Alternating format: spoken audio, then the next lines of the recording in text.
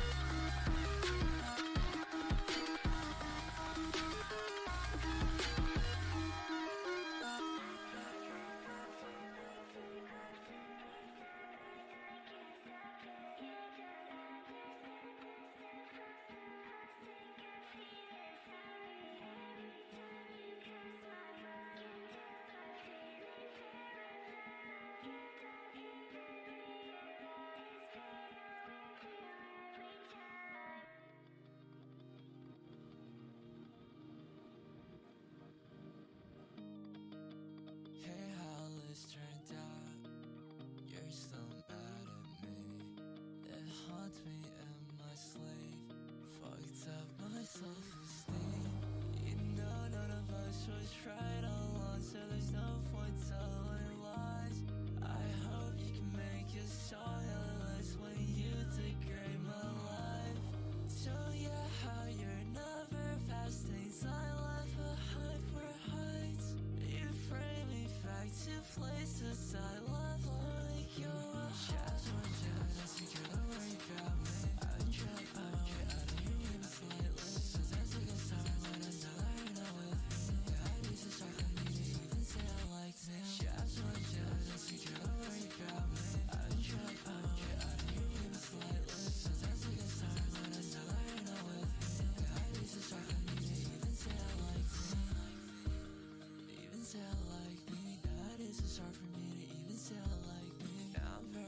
shit that you definitely despise me. In another universe, I know that you're my wife. Do you remember why I left your house the night when I set fire to you? Do you remember how I felt when you called me and told me that I hate you? Do you remember how? Yeah, that's some straight bangers. Ooh. Alright. So I was listening to some other shit.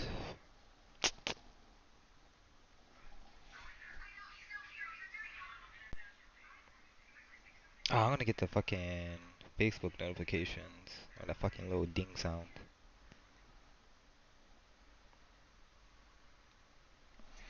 What if? Yo. Alright.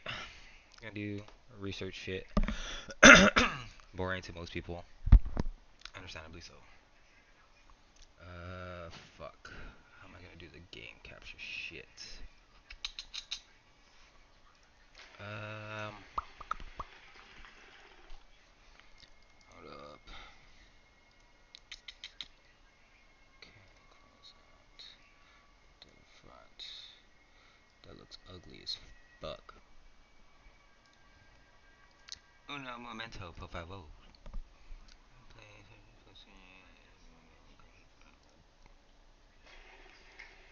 No, no.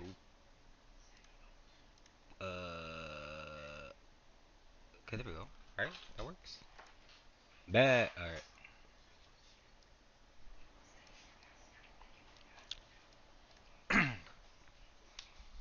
That's there because I gotta do tournaments. And I'm probably gonna have breaks in between reading some of this stuff because I'm not an avid reader. I don't read a lot. And I get bored. Oh, I'm gonna open this. Probably have ADHD. Alright. Trying to debate which one I want to start on first. Or. What's gonna take the longest? With the Safety Act stuff, pretty much with the Safety Act shit, there's one meme I saw that I want to fucking, I guess, pretty much debunk. I'm pretty confident already, more or less, that the meme was full of shit. But I just wanted to clarify and figure out what the fuck this thing actually is, because it's like it was a fear mongering meme. Like this, it's like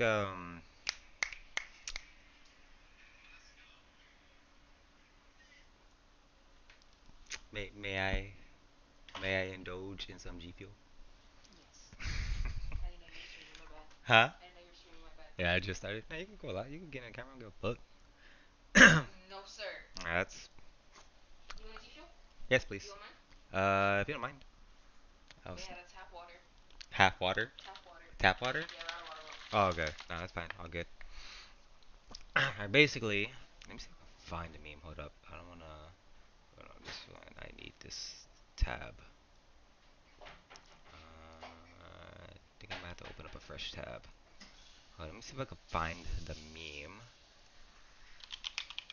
I'm not even trying to like call somebody out or anything. I just saw the meme. I understand like why people would share it because it's just like one of those like reactionary like type shit. But like see if I could fucking do a snippet tool. Do I have it? Yeah, let's go. Snippet tool is moving. Okay, whatever the fuck. New. Uh,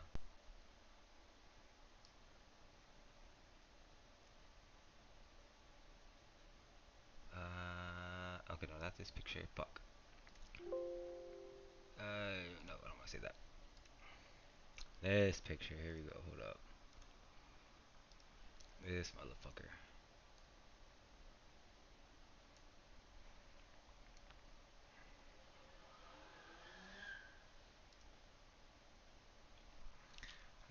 Purge law. Okay. I don't know, Memento. I just want want to share like personal shit. All right, this is the meme I pretty much saw. I think my camera might be in the way. This is pretty much the meme I saw. Illinois non-detained offenses, detainable offenses beginning January 1st, 2023. Aggravated battery, aggravated DUI, aggravated fleeing, arson, burglary, drug included homicide, intimidation, kidnapping, robbery, so on and so forth. Pretty much the post in the meme was stating that Illinois just passed a purge law where they will be freeing hundreds of inmates that have two-degree murders, arson, kidnapping, etc.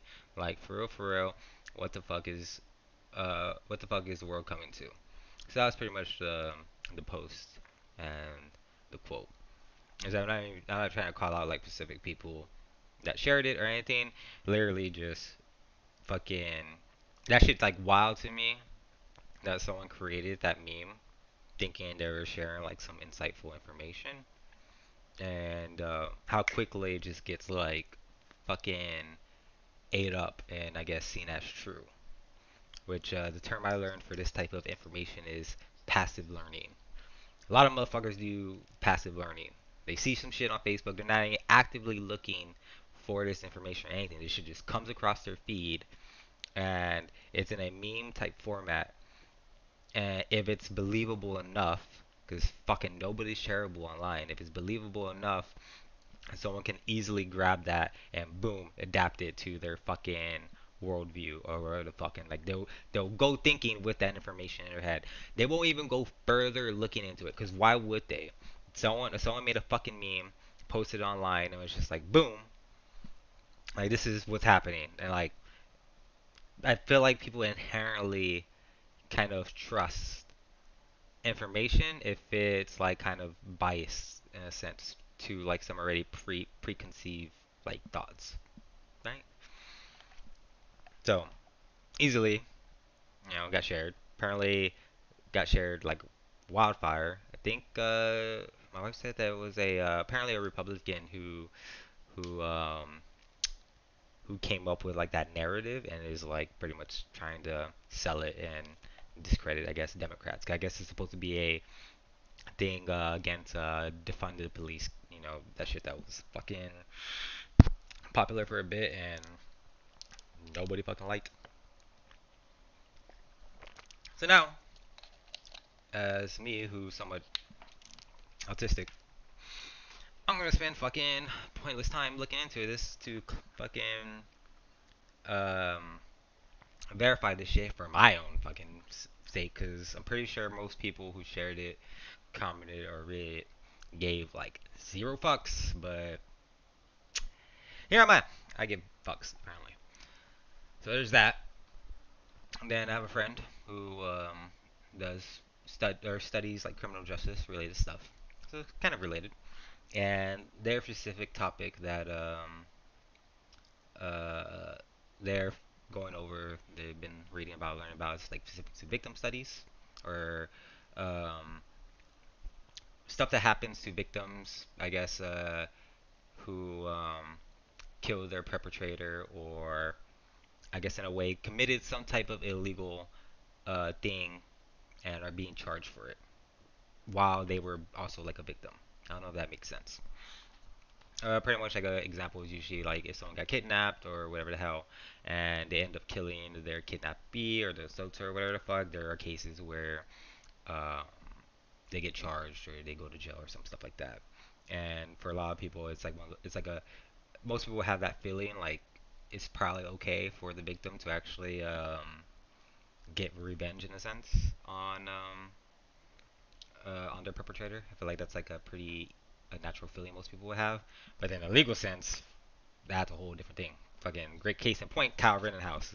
Fucking seeing how fucking social media and shit reacted to that, and then looking at like the legal sense, like the two different like worlds that were fucking existing at that point. Like I feel like that's kind of like a good example because people had a feeling like there wasn't really, I guess, a right, but legally it's just different to whatever the hell the feeling is. Not saying like I guess I don't know. I feel like that's kind of like idea. Bucket. probably gonna go over the victim study stuff. I don't think that's gonna take too long. I feel like the Safety Act shit might be might take me a bit longer because I'm gonna try because it's 700 pages. Knowing my ass, I ain't gonna read 700 fucking pages. So I'm gonna try to find some type of articles that explain it well without like a bias or a lean, which is gonna be difficult, of course. I might even try to find like some videos or something. So it's gonna require a little bit more digging. While the victim study stuff, I have the resources here. So I have a main paper, and then I have my friend's response paper to it. So I'm gonna go over the main paper first, and then her response. Then from there we'll continue. Don't mind my reading, cause I'm a slow reader, and that wasn't my strong suit in school. But you know we try out here. Oh, actually, real quick, your boy needs to indulge in something. Una memento.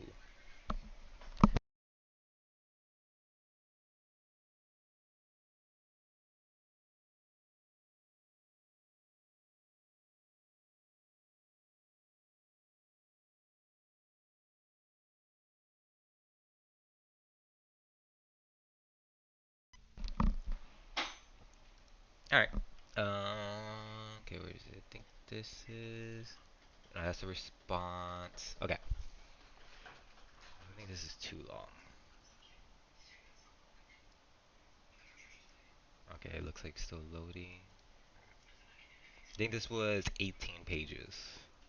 If I'm correct. Now load. Yeah.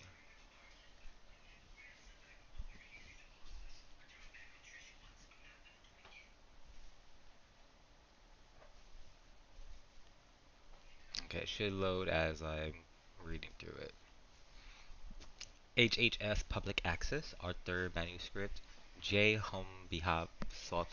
Oh wait, no, those titles right? Beb, are these like titles? I guess or like Arthur Manuscript, J. Hum Behive Sock Ivra. Is that the actual name? Fuck, am I tripping? Oh no, that's actual. Wait, loaded file edited form as. I feel fucked up for saying that. Alright.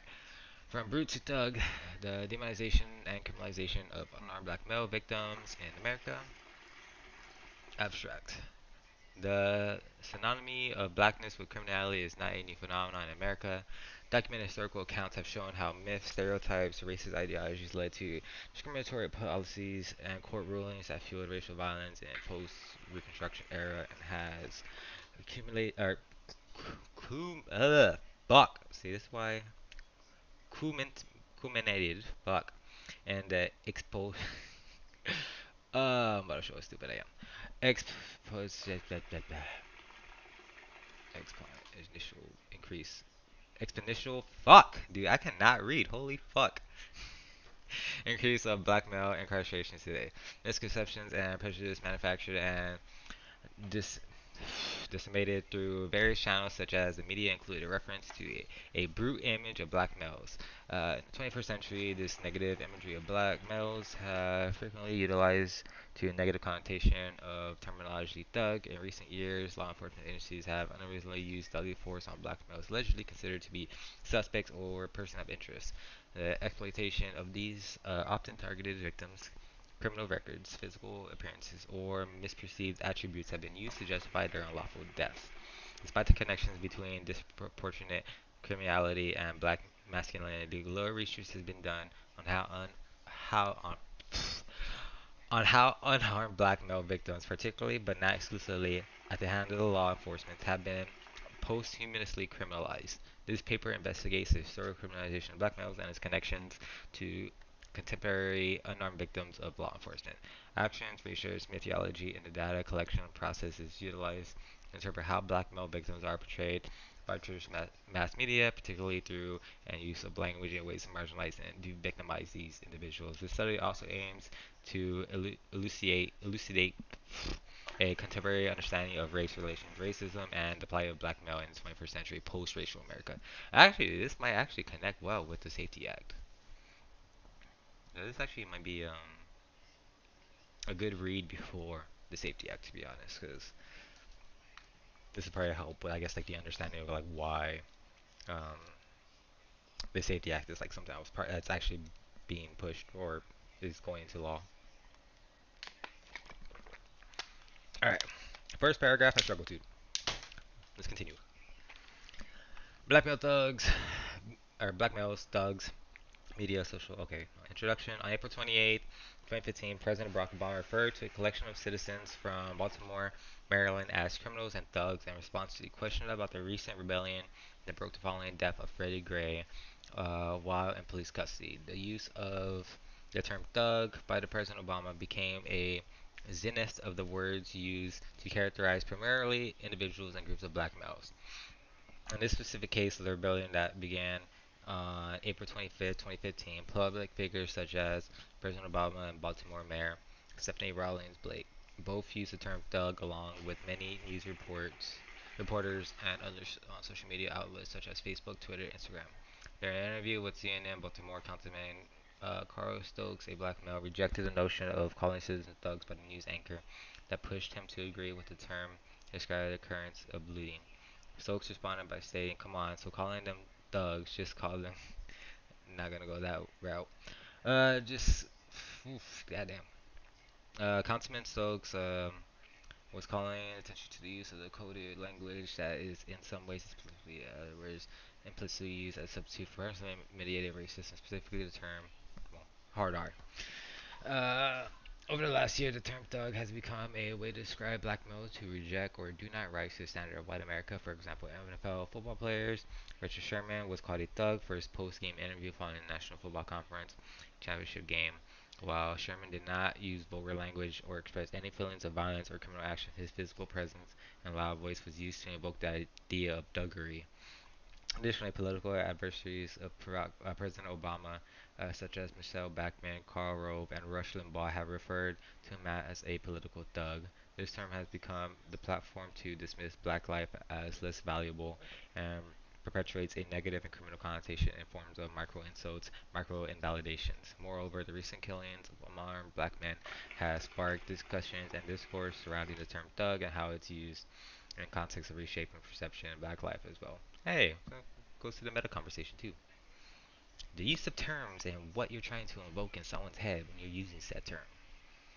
Term they were going over at the time was Nazi, and what people are trying to invoke when using that term Nazi to describe, public figures or even people with just different opinions and stuff like that. Um, this study investigates how language is used to describe black men who have been killed by law enforcement in the past year, July 2014, April 2015. Specifically, there is a demon, demonizing process that happens to unarmed black men posthumously. Unlike earlier black icons and figures such as Dr. Martin Luther King Jr. and Malcolm X that were vilified while alive and then sanitized in death to be repackaged as a acceptable part of the United States historical narrative, these men are portrayed as thugs and criminals who only justify their deaths while simultaneously shifting blame away from law enforcement. To illustrate, we examine 6 different unarmed black men who were killed by police throughout the United States in order to understand how media coverage addresses their deaths. By utilizing local and national and international media coverage of these cases, we are able to find both overlapping and unique themes in each case, which support the notion of post-humanist demonization and criminalization of unarmed black men.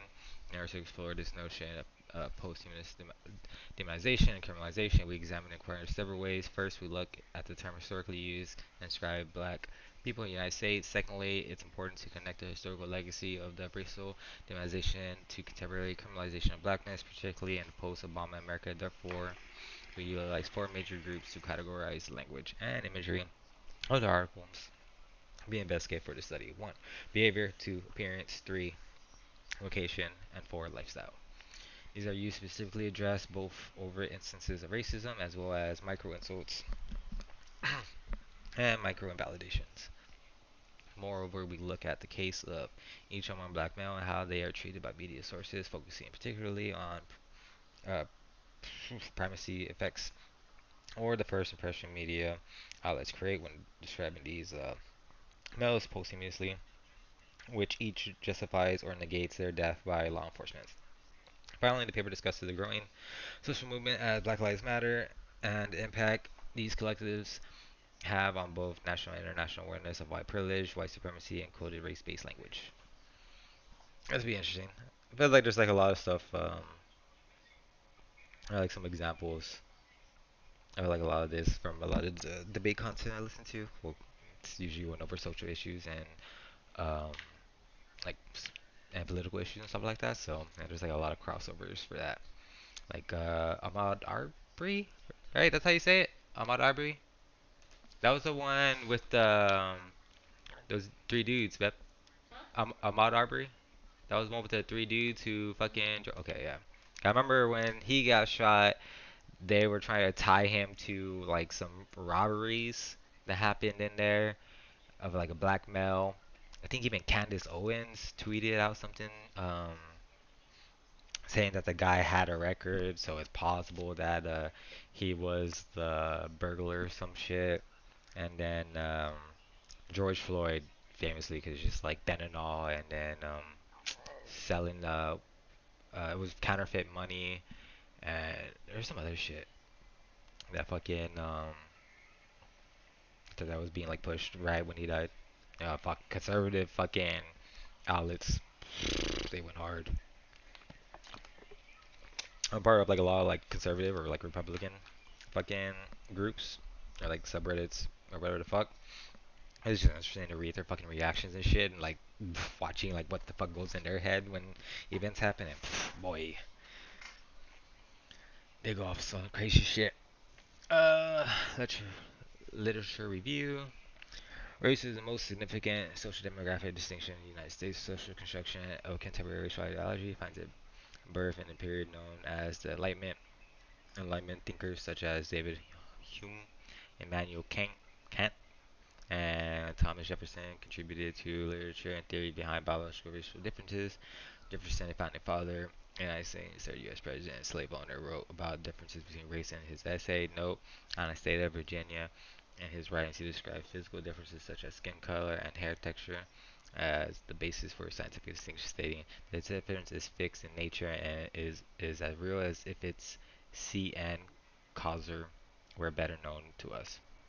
Jefferson uses observed data, presumably his own slaves, to come to his conclusion, stating, besides those of color, figure, and hair, there are other physical distinctions proving a difference of race. They have less hair on the face and body. They secrete less by the kidneys and more by the glands of the skin. They seem to require less sleep. They are at least as brave or more venturesome.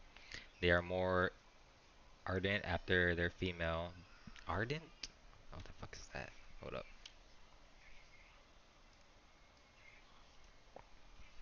Never seen that term before. Enthusiastic or passionate. Ah. Bev, have you ever heard ardent? The term ardent? Ardent. Ardent. Enthusiastic and passionate. I've never seen that word before. Huh? I haven't seen that before. And they are more ardent after the females, but love seems with them to be more an eager desire than a tender, delicate mixture of sentiment and sensation. These sentiments and ideologies were carried on to develop notions of race and more specifically the racial dynamics of superiority and inferiority. Slavery prevailed this dichotomy of racial superiority and inferiority meta meta metastasized because of the need for economic labor. The need for a surplus of cheap labor which was acquired in Africa was justified through racial distinction, primarily set by law. Separations were made clear through the passage of law that determined the race of child via the material matrilineal. Bro, I cannot fucking read. And anti-miscegenation laws. Bro, it's been way too long. Harsher punishment for black runaway slaves and the use of poor whites as laborers to monitor and guard against slave rebellions. These legal distinctions, coupled with economic needs, justify slavery and the growth of racial ideologies, with which Barbara Jenny Fields, 1990, states. Racial ideology supplied the means of examining slavery to people whose terrain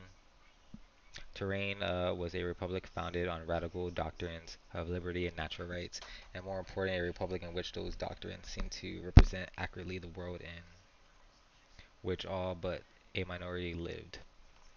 In other words, through the repetitive and daily routine, these social constructions take on meaning over time and become seen and internalized as truth. This truth and racial ideology spawned racism, which is practiced at both the institution and individual level in American society.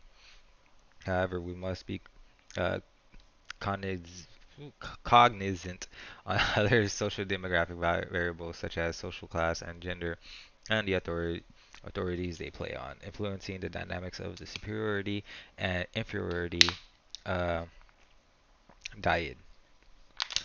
Therefore, to understand racism in the 21st century, we must look at intersectionality of these variables and how it relates to the use of excessive and deadly force by the law enforcement on and non-black males, and its relationship to historic views of race, class, and gender.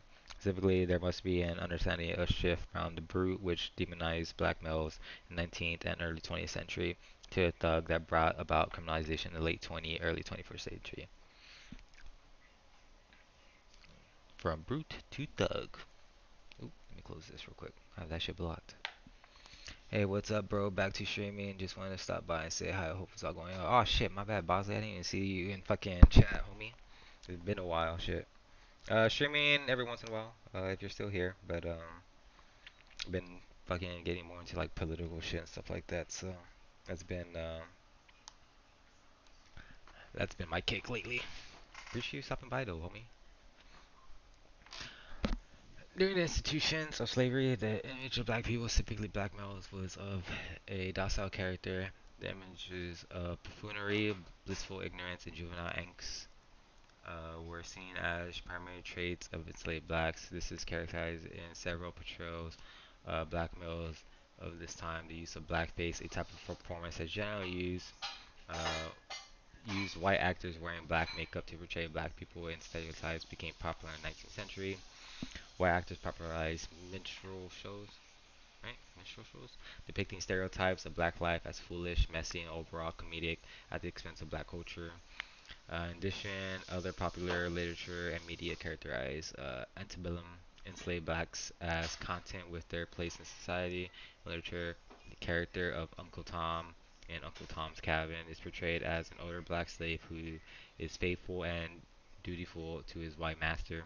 The film Gone with the Wind depicts content slaves, specifically the role of Mammy, who even fends off freedom. Finally, the Disney film Song of the South depicts Uncle Remus as an elderly black freedman who was satisfied with his place in society, singing the famous happy Zippity Doo Dah. These depictions of blackness of docile and manageable reflected the ability to control the black body and mind, creating the idea that slavery was the best position for black people. The status of inferiority is echoed in W.E.B. Writing, Du Bois writing of how whites viewed freedom as a way to spoil and ruin black people. Additionally, according to David Pilgrim, these portrayals were pragmatic and instrumental. Prominence of slavery created a prominent and promoted images of black and justified slavery and soothed white consciences. If slaves were childlike, for example, then a fuck paternalistic fuck institution where masters acted as quasi parents to their slaves was humane, even morally right. More importantly, slaves were rarely depicted as brutes because that portrayal might have become a self-fulfilling prophecy. However, this image of blackness ended after the American Civil War. During the period Reconstruction, newly freed blacks began to obtain social, economic, and political rights with the passage of the 13th, 14th, and 15th Amendment to the Constitution. This growth was seen in the building of black communities such as Greenwood and Tulsa, Oklahoma, which was referred to as Black Wall Street, the building of schools known as historically black colleges and universities, HBCUs, and the election of the first two black U.S. senators in Hiram Reveals and Blanche Bruce. This growth in power challenged white supremacy and created white fear of black mobility. Particularly wealthy whites were fearful of political power newly free black people could acquire it via voting, whereas poor whites saw blacks as competition in labor force. Thus, the rise of Jim Crow era began, which was solidified by Supreme Court ruling Plessy v. Ferguson, which stated separate but equal is constitutional. This fear was met with a shift from black people being viewed as compliant and submissive suburban servants to savages and brute monsters. Media portrayals of this mythical black brew began to grow using the same in fuck initial science Jefferson and other Enlightenment era theorists proclaimed, which was based on inaccurate anthropological biological factors. This time, the argument was that blacks were naturally more prone to violence and other aggressive behaviors. Charles H. Smith wrote in 1893, "A bad Negro is the most horrible culture upon the earth, the most brutal and merciless." Merciless. This myth of cruelty and vicious disposition was directed towards white women. As the myth grew and stories spread about the savage black brute, so did the occurrence of lynching. Lynching, an extrajudicial punishment, was ritualistic and struck fear into black residents throughout the United States. The most prevalent accusation was a rape or sexual assault of a white woman by a black male. This allegation would have reverberating effects throughout the entire community. In Tulsa, Oklahoma, a white woman accused a black male of sexual assault, and roughly 300 black people were killed, and more than 9,000 people were left homeless after white mobs destroyed the Greenwood community. Regardless of producing evidence of facts, white mobs would seize black defendants or attack black neighborhoods to seek out revenge for this crime. In case of Sam Hose, the example of how different and various versions of the truth were reported. Hose killed his employer in self-defense after being threatened with a pistol. However, the newspaper wrote a monster in human form and emerged which detailed Hose as a cold-blooded killing his employer and savagely raping his employer's wife. The report drove white fear to lynch Hose. In reality, these charges were mere excuses to exercise exorbitant amount of violence on black people. The lynching of black body became a form of ritualistic violence where limbs and other body parts were taken as souvenirs. God damn, bro. What the fuck? Sheesh. All good. Just saw you on. I wanted to hit you up. Well, I gotta get going, get ready for work and bed. Tell her I said what's up. Also, congratulations to you both. Have a good night. Hey, man. Appreciate you, bro. Have a good night. Hope to see you around a lot. Hit me up. Bro, that's some fucking wild shit. Who the fuck, bro?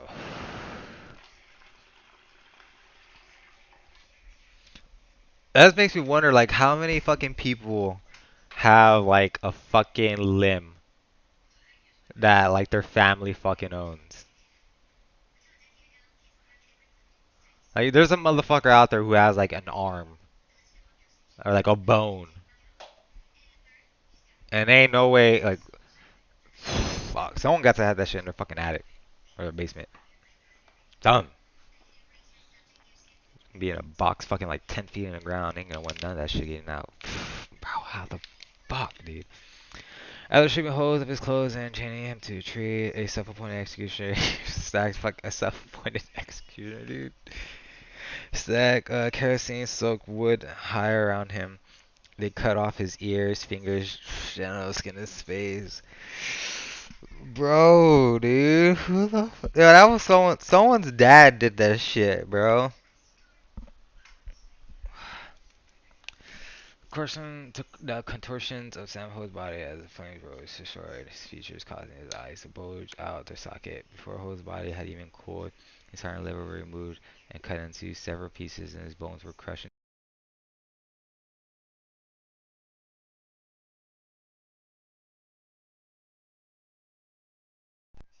I don't know why my shit just turned off. Hopefully everything else went through. Um, I'm cool. His heart and liver removed. He couldn't see several pieces, and his bones were crushed. And small particle of crowd fought over. Bro, that's some fucking wild shit. This overkill of the black body became part of the racist ideology, and that was used to justify these acts of violence. This mythical act of black savagery was situated in this idea of black brutality and criminality that had no other recourse but death.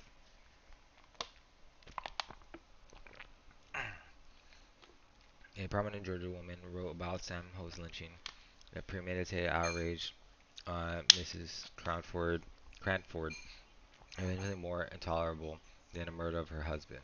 Hence, uncontrollable desire of black males were illegal, criminal, and needed to be stopped through the use of physical force. Therefore, this justified vigilant justice in the name of keeping white womanhood pure. Bro. It was fucked too, dude. There's people who genuinely believe, or like they want to go back to this type of like fucking living. The brute image of black men became significant moving into the early 20th century when fear was reinforced with depictions of black men as harmful. The film Birth of a Nation, made in 1950, shows black men as savages trying to attack white women.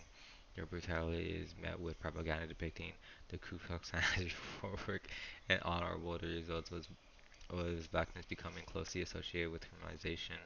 Criminalization of blackness, David 1988, Alexander 2012. Allow for Robinson to use black bodies as their scapegoat for all problems, real and fictional.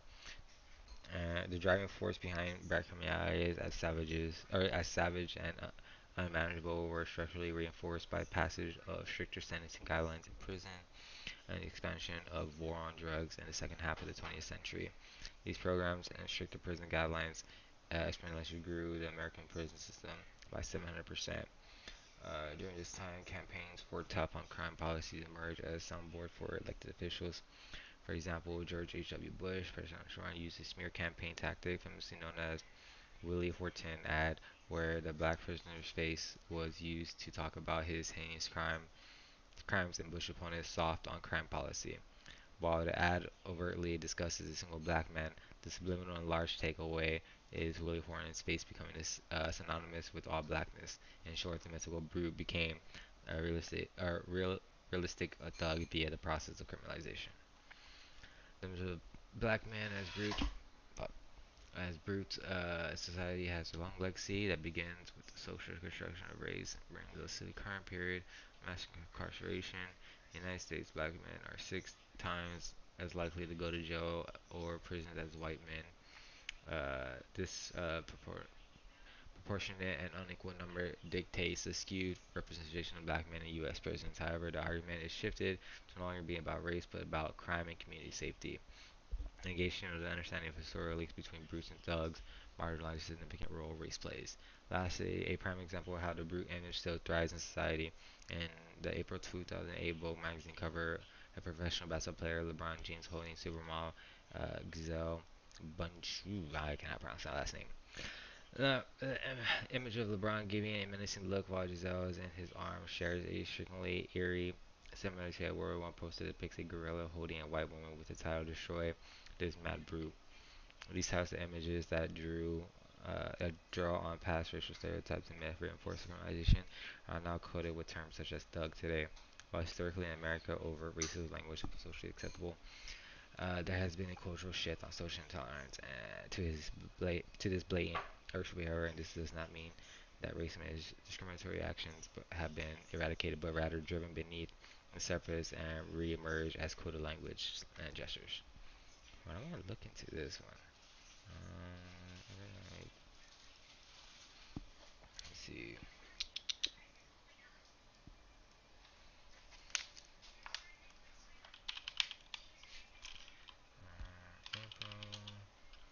2008 Vogue magazine cover.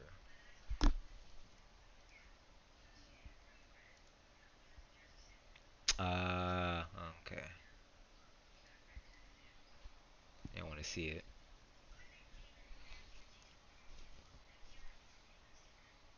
Yeah, it seems like a weird.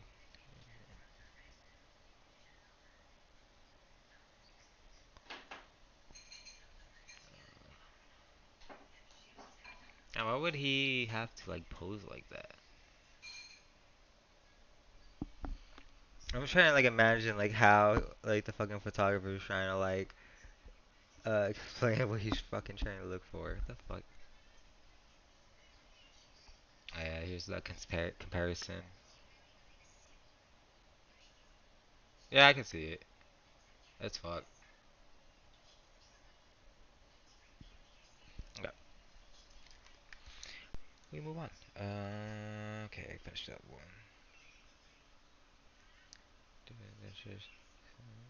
Oh, fuck, wait, no, that was actually continuing. Fuck it, that wasn't a period. Uh, coded language, gestures, signs, and symbols to indicate differences. Terms such as thug, ghetto, hood, sketchy, and shady. All examples of coded language that are used to refer to or speak of blackness without overtly sounding racially prejudiced. Fraternities or colleges, campuses throw pimps and hoes parties where stereotypes of black people are pimps or prostitutes. Example like characters from the film Superfly 1972 also lack the language of race but show in physical gestures and imagery the racism coded into detail. Over the last several years, with the proliferation of social media, many more events are documented and shared via social networking sites. Some of these events captured on video are cases involving unarmed black males being killed by law enforcement agents, while some videos show disturbing deaths such as Eric Gardner.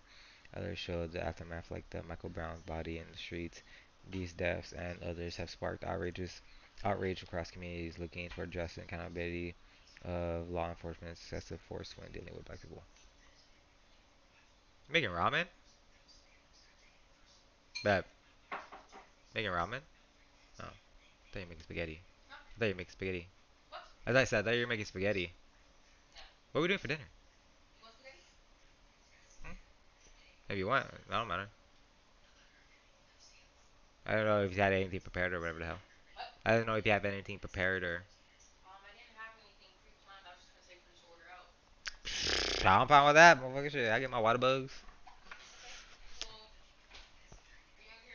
I can wait. I'm gonna try to get through as much as possible, and then probably like what, 9 o'clock, 9:30.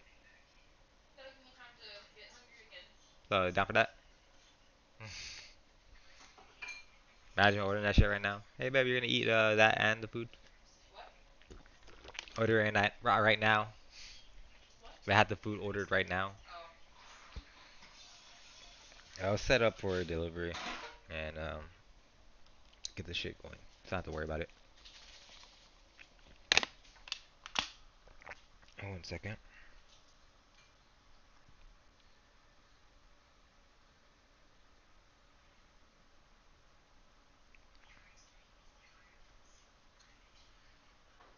Hey, did you want the chicken strips or the burger? Okay.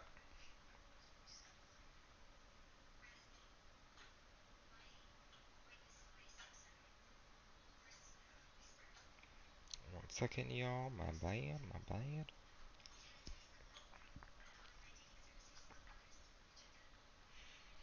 Trying to order this real quick before I forget.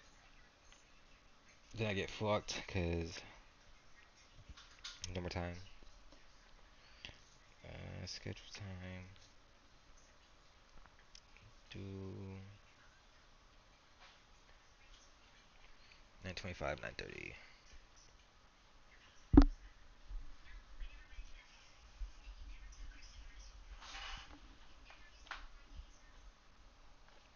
Bro, fucking souvenirs. That shit's fucking wild. Did you hear the bit I said about souvenirs? Yeah. Bro, fucking whenever they would like lynch people, or whenever they would lynch black people and shit, they would fucking cut off the limbs and take those bitches. Ah, that shit's wild.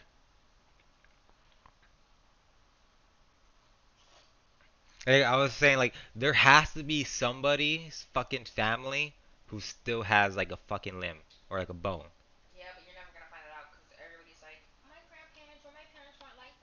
Yeah, everyone has like, well, yeah, my parents weren't the bad ones. That's like the the fucking feeling. They were the good slave owners.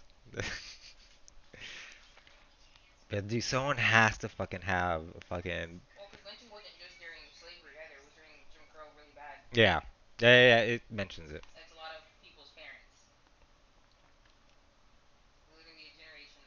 Yeah, because it was like with one of the cases, they tied some dude up, and there was like a self-appointed executioner, and they were like, yeah, no, they fucking skinned his face. They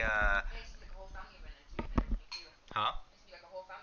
And it was almost a ritual, like pretty much this is what you do. Eh, well, that's what they. Well, they use the term like ritualistic, like that was kind of like the go-to, the go-to thing, for like I guess the quote unquote crime that they're fucking trying to punish.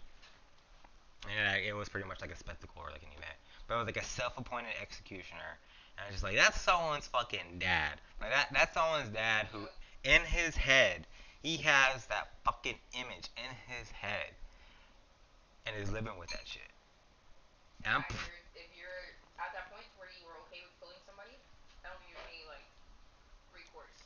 yeah, like did, would they know? Did they know who the fucking executioner is? I wonder if he's alive still. I'm saying like I wonder if he like committed suicide or some shit, like fucking couldn't cope with it or some shit. But yeah, probably not. But I was curious, like, like where is he? Where is his mind at now? The Crawford, right? That was her. I think so, Miss Crawford. I think that was the one. I might be wrong.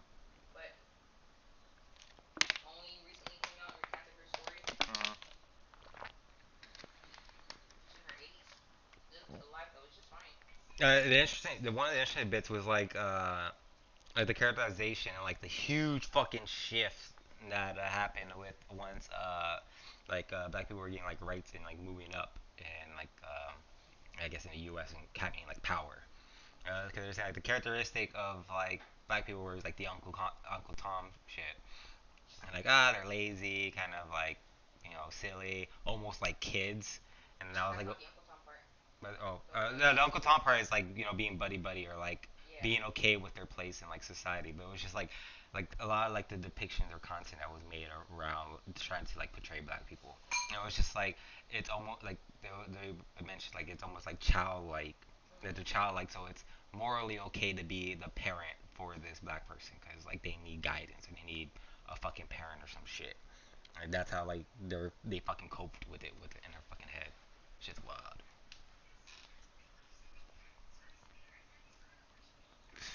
Alright, 1 second. I want to indulge in something. Uno memento. I'm gonna mute myself and turn off the mic. I'm not doing anything illegal, by the way.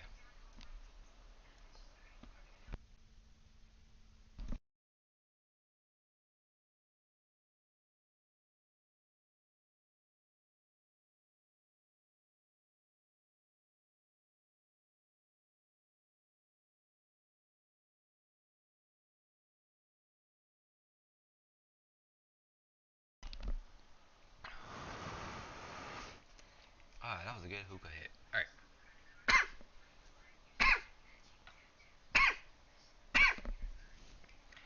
Uh, I think I'm at this part. Okay. Methods, content analysis. For this study, media coverage of the deaths of 6 unarmed black males resulting from law enforcement's interactions were investigated. Specifically, the portrayal of the incidents and the victims involved via newspaper articles were examined. Newspaper articles were chosen as a uh, modality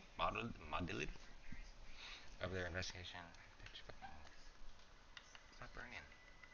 Fuck. Um, yeah. For investigation, because the understanding of that all published articles go through a vetting process. As a result, articles including a perception created are an organized decision. The case garnered significant national and international coverage for a notable period of time, leading to a considerable database from which to select samples. This estimate chosen for analysis are as follows, listed in chronological order from earliest to latest. Aaron Garner, 43-year-old, died July 17, 2014, due to compression of neck chokehold, compression chest, and prone positioning during a physical restraint by police. After altercation with New York Police Department officer Daniel Pantalil and Justin Domenico in Staten Island, New York. Michael Brown Jr., 18-year-old, died August 9, 2014 due to multiple gunshot wounds after altercation, Ferguson Police Department officer Darren Wilson, Ferguson, Missouri. Uh, Aki Gurley, 28-year-old, died November 20th, 2014 due to a single gunshot wound after interaction with New York Police Department officer Peter Lang in Brooklyn, New York. Tamer Rice, 12-year-old, died November 22nd, 2014 due to a single gunshot wound after interaction with Cleveland Police Department officer Timothy Loeme and Frank Garblock.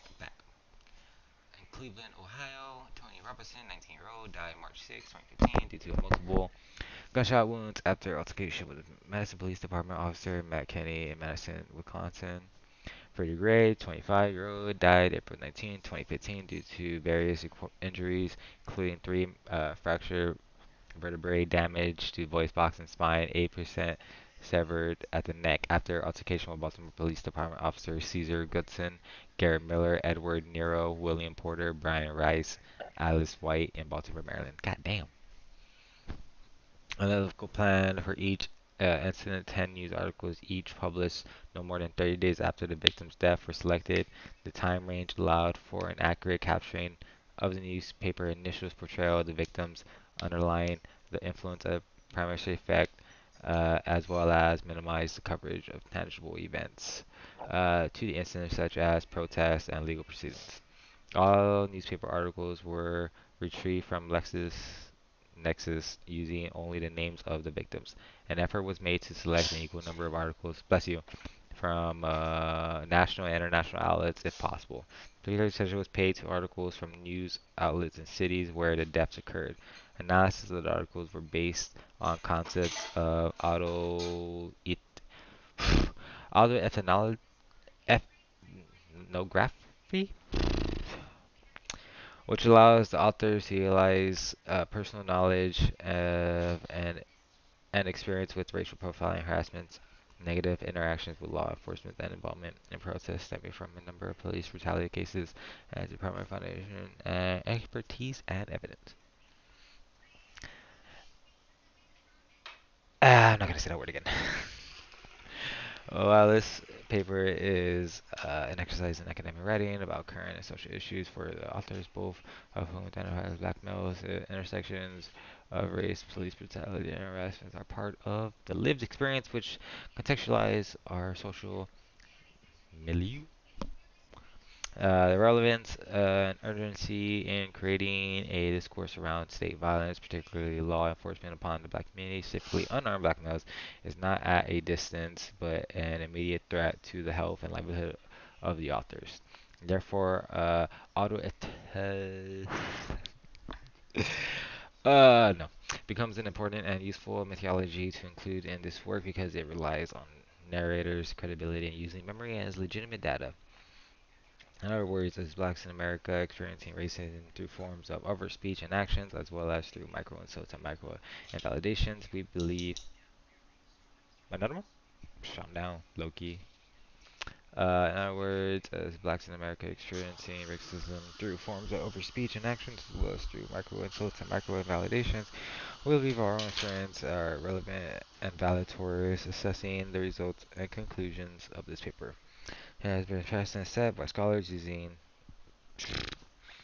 utilize. Hold up. I'm gonna fucking.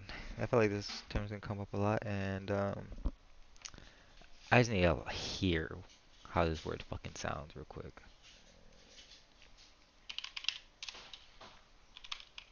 Auto.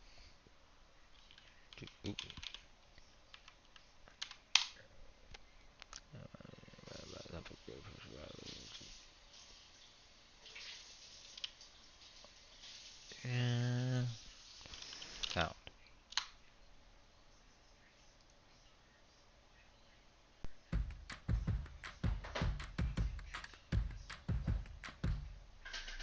Hello, I'm Shanti Martoyo, and this is. Stacey Holman Jones. And today we're going to talk about autoethnography in music. Auto F auger. Auto F no. Hold up. Stacey Holman Jones. And today we're going to talk about autoethnography in research. Autoethno. Hold up. I can't. Hold up. Stacey Holman Jones. And today we're going to talk about autoethnography in research. So Autoethnography. Stacey, Autoethnography. Autoethnography. Autoethnography. Autoethnography. Autoethnography. Autoethnography. I'm gonna fuck it up later on. Alright. Autoethnography. While this paper is exercised in academic writing about current social issues for the authors, both of whom identify as black males, the intersections of race, police brutality, and harassment are part of the life experience which contextualize our social diversity in creating a discourse around safe violence, particularly law enforcement upon the black community, specifically unarmed black males, not at a distance. Wait, I've read all this, right? There has been a person author. Okay, good. Okay, wait. Okay. There has been a precedent set by scholar using autoethnography, that utilized autoethnography methodology in her study of media coverage of the Central Park 5 case where five young men of color were tried and convicted for the rape of an attempted murder of a white female jogger in New York City, Byfield, who is a black woman, and a reporter for the New York Daily News at the time the event covered the case from the arrest, trial, and conviction. Oh, you should get. It doesn't show anything from um, pretty much right here. That's where the coming into frame starts. Okay. Often autographs seem to be an ideal methodology for me to incorporate into this study because it is a technique that allows the researcher to also be a subject in a study. Furthermore, while not articulated through the term of auto, the word is just so fucking long. Just this autoethnography. Autoethnography. Yeah. Autoethnography. Autoethnography. Yeah. Autoethnography. Auto. Ethna. Ethnography. Griffy. Griffy. Autoethnography. Autoethnography. Autoethnography. Bro, I'm gonna this word's gonna piss me off. Cause there's so many words that it's hard for me to pronounce, and fucking this word is one of them. And it was also like a fucking long ass word too, so it just pisses me off more. Auto autoethnography. Autoethnography. Wrong. I have to like do autoethnography. I have to do that. I have to fucking think so fucking hard to like say this fucking word. Ugh. This is why I can't go to school. This is I cannot be in this shit. Cannot. I'm gonna be stumbling through my shit. I'm gonna be fucking giving speeches and be I can't. I can't do this shit. I did one speaking event and that shit it worked because it was all in gaming terms. So those bitches ain't complicated. Whew. Okay. Where was I? Other incorporated studies. Furthermore, while not autography various black historical figures have utilized this methodology to bring to light their experiences of racism and social justice. People such as Frederick Douglass, uh, and cannot pronounce that truth, and Malcolm X elucidated the narrative of being victimized by state violence and their memories of experiences validated their claims. I wonder if they're gonna get into it's liberal racism. I wonder if they're gonna get into that. It was a new word for me too, bro. Fuck. I would be struggling with that shit. I would have panic attacks or anxieties just trying to fucking pronounce shit. Like I'm gonna look like a dumb fuck. But I wonder if this is gonna get into like white liberal racism. Pretty much like progressives or liberals who are they're so progressive where it's pretty much like racist. Like I'm gonna use my white privilege because um like you can't do it yourself, so you need a white person to speak for you, so you can be heard or some shit like that. It's like low key, just like racial undertones. I was gonna get into that, but Like, dude, that shit's wild too. I would imagine it would get into that too, because it's gonna go off newspaper. Nah, I don't know, because it's going off newspaper articles. I don't know how. I don't know. We'll see what happens. That shit wild though. Ooh, our personal encounters with harassment by law enforcement. Yeah, okay. Our personal encounters with harassment by law enforcement become a way in which we corroborate the narratives of unarmed black males being killed by law enforcement. For example, the first author of this paper has been stopped by New York City police and has been questioned by all white officers if he was the one screaming hard R down the street. The second author, while having no notable instance of harassment by law enforcement, has lived much of his adult combating the perception of being an intimidating, menacing black male due to his large size, long locked hair, goatee facial profile, or goateed facial profile, and propensity to wear urban attire. Additionally, he has experienced a physical and social manifestation of anger and pain due to the death of an unarmed black male by law enforcement as a lifelong resident and participant in protests surrounding Freddie Gray's death in Maryland. Baltimore, Maryland. Yeah, Baltimore, Maryland. Though these are just a couple of illustrations of law enforcement abuse of power through microaggressions, believing the police were looking for a hostile reaction in order to escalate the situation. Overall, overall, autoethnography, autoethnography, autoethno, autoethnography, autoethnography, autoethnography.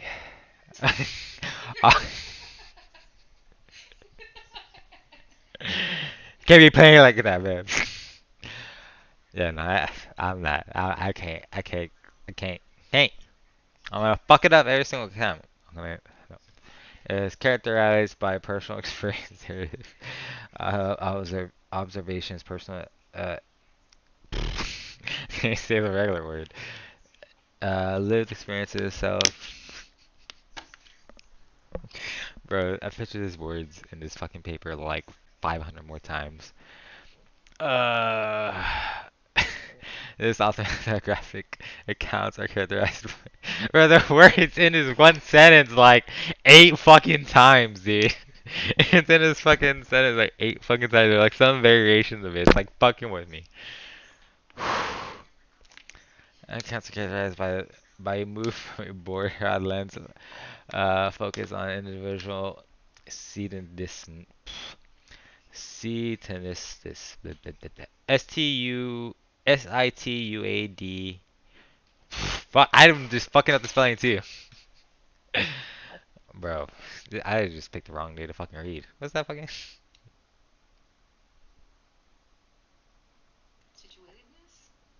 Situatedness? Right? Okay. I fuck. Within the cultural and social context.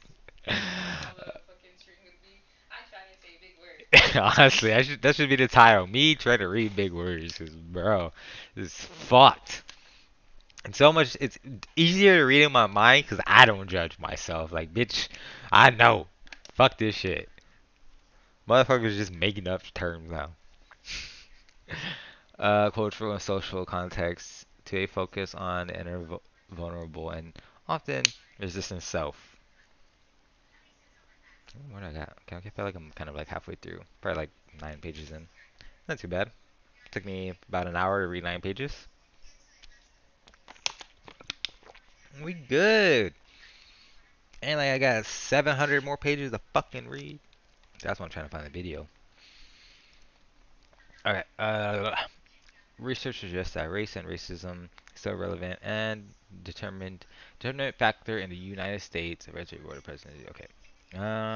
Election of Barack Obama as the 44th president of the United States and first black president led many to believe that America achieved racial equality. Term post-racial America was coined to validate this notion of racial parity, parity, not parity, parity. Fuck. While simultaneously negating issues of racism as somehow irrelevant in this new era, of American history. Despite this idea of being post-racial, several critics and scholars point out that this racial equity has not been reached or achieved. Further research indicates the widening gap in racial inequality in this post-racial era includes the following. Education research shows racial segregation has grown in the last 40 years, and policymakers have abandoned policies to create efforts for integration. Housing examinations determine that black and white citizens still live in racially segregated communities. Health disparities indicate the vast differences in healthcare determined by race. Employment opportunities starkly contrast by racial differences favoring white potential employees over their black counterparts. Voting rights have been shown to play a significant difference in changing election results, uniting black citizens through disenfranchisement laws. Uh, Incarceration has been shown to unequally distribute across racial lines. Yeah, the employment thing. Yeah, I remember this. There's that study with comparing black names with white names, um, with like applicants and shit like that. And it was just like with quote unquote black names, they just weren't getting fucking looked at. And then the voting one's interesting too, because that's quite um relevant now. Because I forgot what state it was, but pretty much there with the oh no, it was with the voting ID laws that some Republicans were trying to push some like voter ID laws, and which like at surface level you could probably convince somebody to agree with it. But there's some underlying stuff with like the voting ID laws with like heavily restricted voting access, especially like within like black communities and like uh disallow or disallowing certain ways to vote, to help people who may be like disenfranchised and stuff like that. Like they're trying to bar those. Like if you wanted to vote, your ass had to go to a fucking voting center, and that's the only fucking way. No ads, ifs or buts. And I remember that shit was like heavily criticized. So yeah, no, that's pretty relevant. That's like fucking few years.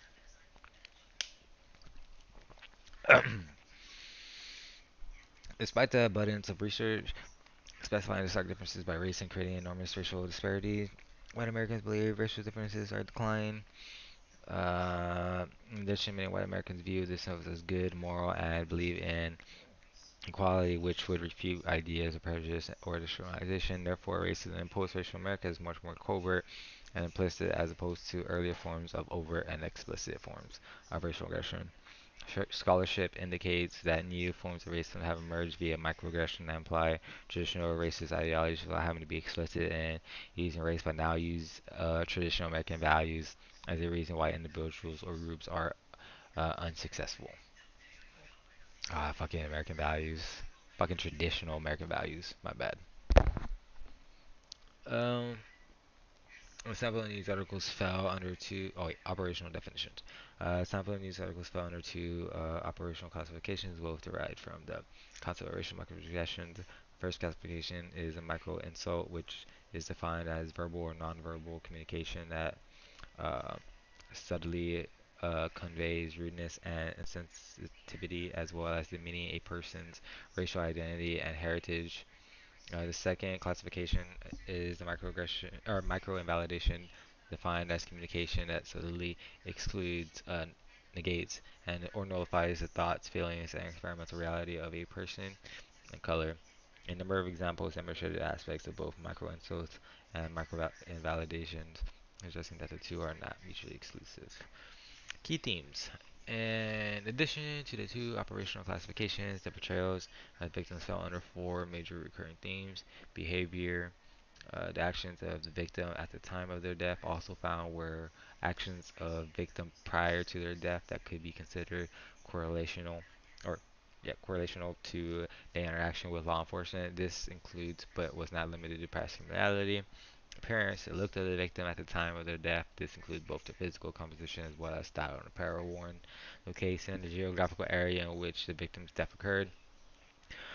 Also found were references to the area in which the victim lived and references to the areas in which the victims frequented for social engagement, lifestyle, the cultures which with which the victim was associated.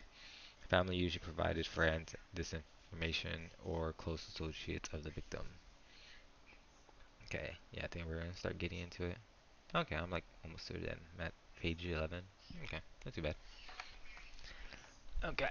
Eric Gardner. Eric Gardner's representation in the newspaper primarily featured micro-invalidation revolved around his physical composition, specifically Gardner's health and size, as he was a particularly tall and large individual with a number of pre-existing medical conditions were among the first piece of information introduced in many of the articles. 350-pound man about to be arrested on charges of illegally selling cigarettes was arguing with the police.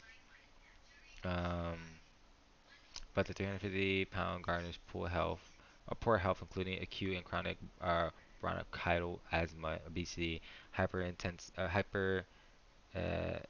hypertensive cardiovascular disease. Man, I don't know how the fuck you deal with these words. Were also contributing conditions to his death, it added. A 400-pound asthmatic Staten Island dad died Thursday after a cop put him in a chokehold and officers appeared to slam his head against the sidewalk. Video incident shows. Uh, the primary reference related to Mr. Garner's physical attributes were micro-invalidation and micro-insults regarding his um, behavior at the time and his death, which involved Garner vehemently defending his role in breaking up an altercation. Additionally, were the micro-invalidation related to his past actions and lifestyles. This includes uh, criminality, criminality, and perception of being a hustler due to his propensity to sell single cigarettes, which is illegal at not a felony in New York. That shit was stupid, bro. Fucking, he's selling cigarettes. You can't do that. Bitch. Bro, I fucking sell cigarettes. Motherfuckers will give me like 50 cents. And what? Fucking FBI comes to the door. The encounter between Mr. Garner and police officers from the 220th precinct began after the officer accused Mr. Garner of illegally selling cigarettes, an accusation he was familiar with. He had been arrested more than 30 times, often accused of selling loose cigarettes bought outside the state in common hustle designed to avoid state and city tobacco taxes. Yeah, that's a hustle. Fucking cigarettes are fucking 15 bucks. Probably 20 now. Fucking New York. At least the last time I went it was like $15. Um, in March, and again in May, he was arrested on charges of illegally selling cigarettes on the sidewalk, ghosting, and many cases which have now been dismissed and sealed, including selling untaxed cigarettes, driving without a license, possession of marijuana, said a law enforcement officer. Police suspected that Garner, who was African American, was selling untaxed cigarettes, a charge that he had faced numerous times before. Okay, I think that's a bit, yeah. Fox, Weekly. Michael Brown, a representation of Michael Brown in the media immediately following his death surrounded issues of behavior and appearance. The incident between Michael Brown and Officer Darren Wilson was wrapped in opaque details, with various eyewitnesses' testimonies contradicting each other. On one hand, some witnesses, including Brown's friends, indicated that he had his hand raised in the air when Wilson opened fire. On the other hand, officers, including Officer Wilson, said that Brown lunged at the officer physically assaulted him. Brown's death ignited the "Hands Up, Don't Shoot" chant and a subsequent protest around the country. Within days, articles appeared that implicated Brown in a robbery moments before his death. People on Friday said that Darren Wilson, the officer who shot and killed Michael Brown last weekend, confronted Brown after a teenager was identified as a main subject in a convenience store robbery that occurred Saturday morning. Almost a week after 18-year-old Michael Brown was killed in Ferguson, the police department identified the officer involved as 6-year veteran Darren Wilson. At a press conference at 9 a.m. this morning, Police Chief Tom Jackson said Wilson, who has no disciplinary history, was responding to a robbery at a nearby convenience store.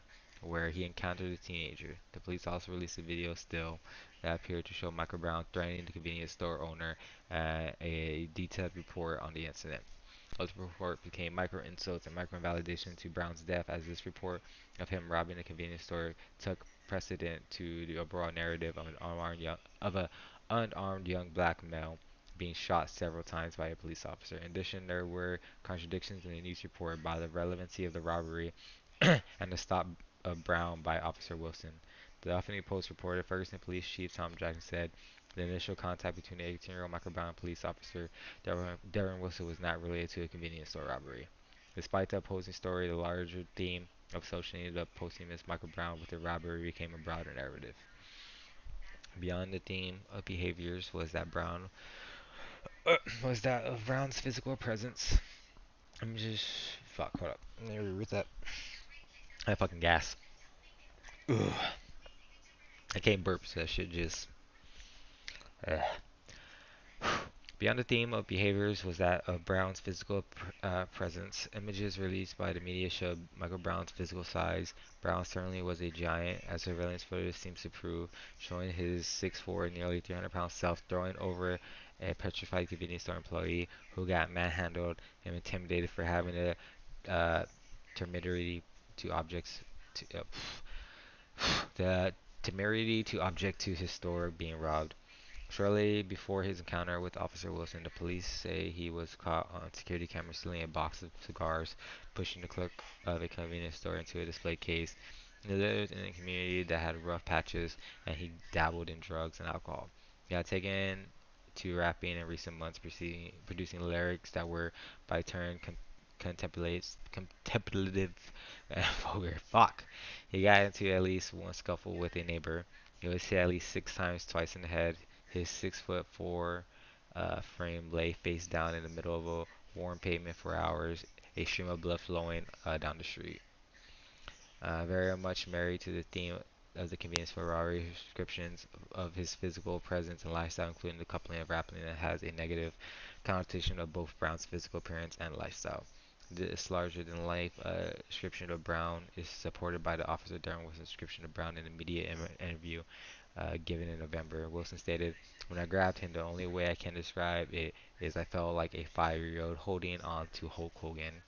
Uh, and then after he did that, he looked up at me and had the most intense, aggressive face. The only way I can describe it, it looks like a demon. That's how angry he looked." God damn. While Wilson's description of Brown gave the impression of Brown being a colossal and more than human figure, it should be noted this imagery of Brown became another justification of the use of excessive and lethal force. However, what was very much downplayed was the fact that Wilson and Brown were the same relative size. Sanborn writes, Wilson, who is 6'4" and 210 pounds, said Brown, who was 6'4" and 292 pounds at the time of his death. Oh fuck, oh, that was gonna be done us. And in a professional boxing match, or mixed martial arts, Wilson and Brown would fall into the same weight class, heavyweight. In other words, Wilson's imagery makes him the victim while simultaneously perpetuates Brown's criminalization.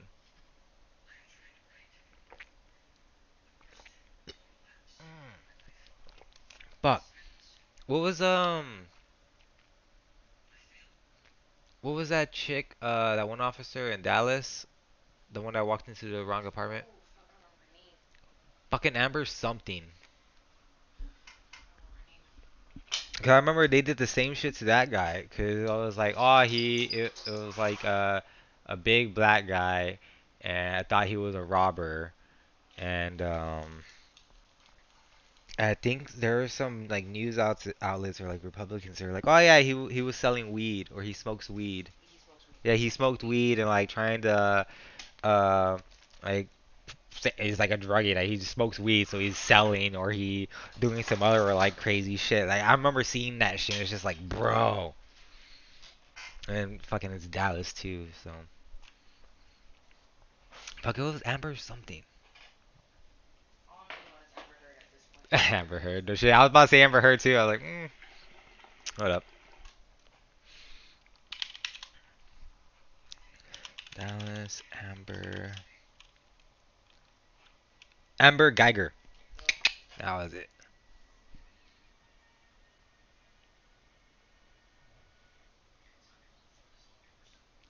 Texas highest criminal court upheld the murder conviction and 10-year prison sentence of Amber Geiger and the former police officer who, okay. Like, yeah, I had a long shift. I think she was under the influence. I think she was drunk or some shit too. That was a wild ass case too. Uh, Akai Gruli. The shooting death of Akai Gruli was immediately spun in the media, mainly by police press conference, as a tragic accident by a rookie officer, despite the concerned effort to make the story not about police brutality or concise excessive force. This case presented Gurley in several ways, including his appearance and location as indications of micro insults and micro invalidations, which de-victimize him. Kai Gurley's death gained coverage because of its timing happening within days of the grand juries in both Michael Brown and Eric Garner cases, declining to indict the officers involved. Many images of Akai were used in news articles. The most flagrant image of Akai Gurley mugshot was used by at least two international media sources. The United Kingdom Daily Mail published a story with a double entity title NYPD rookie officer shot innocent unarmed quote unquote innocent unarmed father dead in Brooklyn stairwell by quote unquote accident as girlfriend Washington Hoarder. The interesting part of this is they put innocent accident quotes as if the question of Kai Argery was actually innocent, which would then imply that his death was not an accident, but valid if he was not innocent. Then Mail goes a step further and published a mugshot photo saying Akai Garley 22 picture left and right in an old booking photo was shot and killed by rookie cop Peter Liang as he entered a stairwell in a public housing project in Brooklyn. Beyond the use of the mugshot, many of the images published clearly show him wearing urban fashion styles, cornrow hairstyle, flat-brimmed hat, sunglasses, and visible neck tattoos. All of these images are associated with blackness specifically, which are in turn linked to the idea of criminality. In addition to Gurley's appearance as the location of his death, he was killed leaving his girlfriend's apartment located in New York City. Housing Authority and Pink Houses located in the New York City Housing Authority. Pink Houses located in East New York, Brooklyn. The East New York section of Brooklyn is associated with violence, according to the DNAinfo.com. East New York holds some of the highest crime rates in all five uh, boroughs. Borough, what? Fagan ETA have indicted that over 70% of all New York State prison inmates come from New York City. Moreover, the majority of those being incarcerated from New York come from one of the seven neighborhoods, East New York being one of them. Being beyond just the environment of East New York, the location of Gurley's death at the Pink Houses is also relevant. The Pink Houses is, huh? There you go. The Pink House is a notorious New York City public housing complex, making several online sites worst housing projects. The New York Post published an article 2 days after Aki Gurley's death entitled "Living in Fear." Yeah.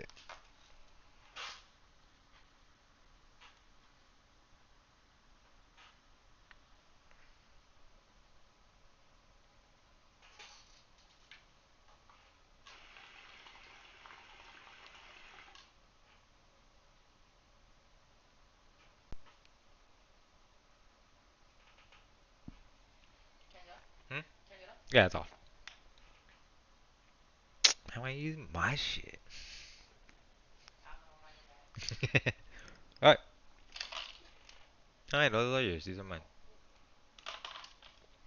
Yeah, I put mine up here because I saw your headphones on the table, so I was like, I'm gonna separate mine.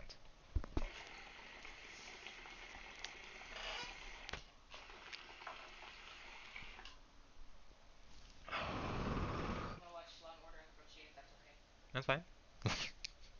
You gonna watch it on your phone or on your? Oh.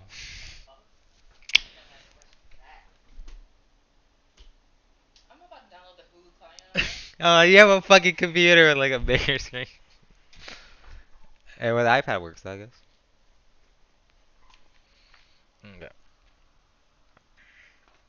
Um,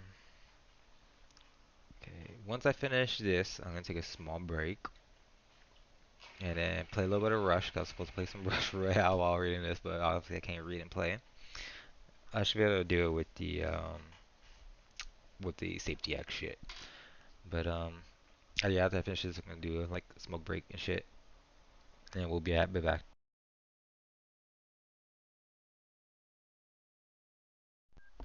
Then we'll be back. I'll go over the shit. I don't know why my fucking headphone just fucking turns off. One memento.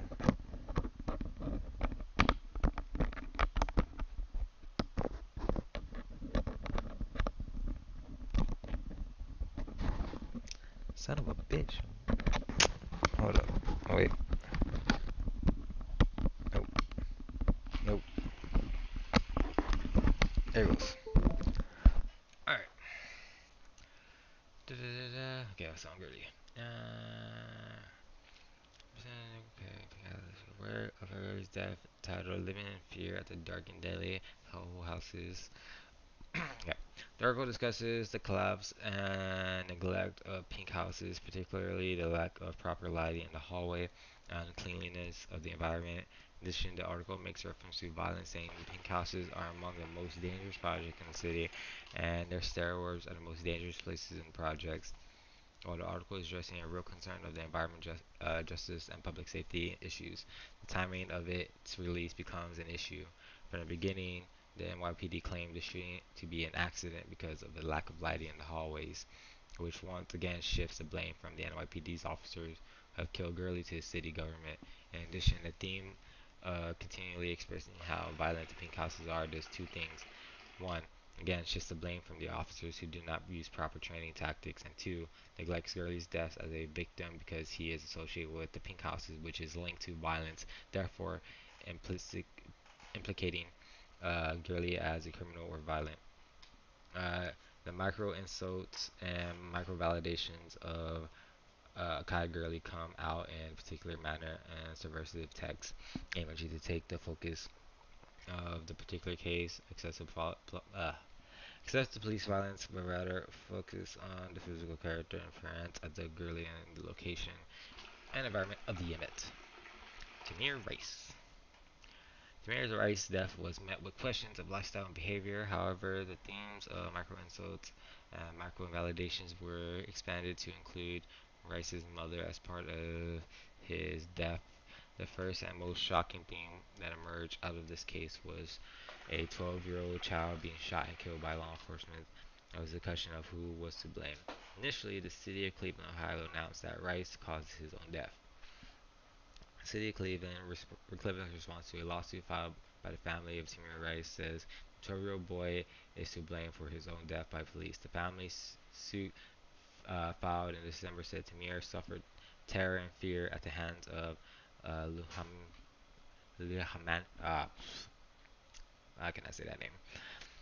Before his shooting death. Claims the city says Samir and his family are at fault. It states Samir's death was directly and proximately caused by their own acts.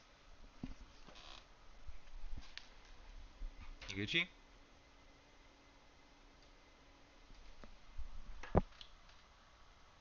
Oh, I got stuck. Fuck. Ba, ba, ba, ba, ba.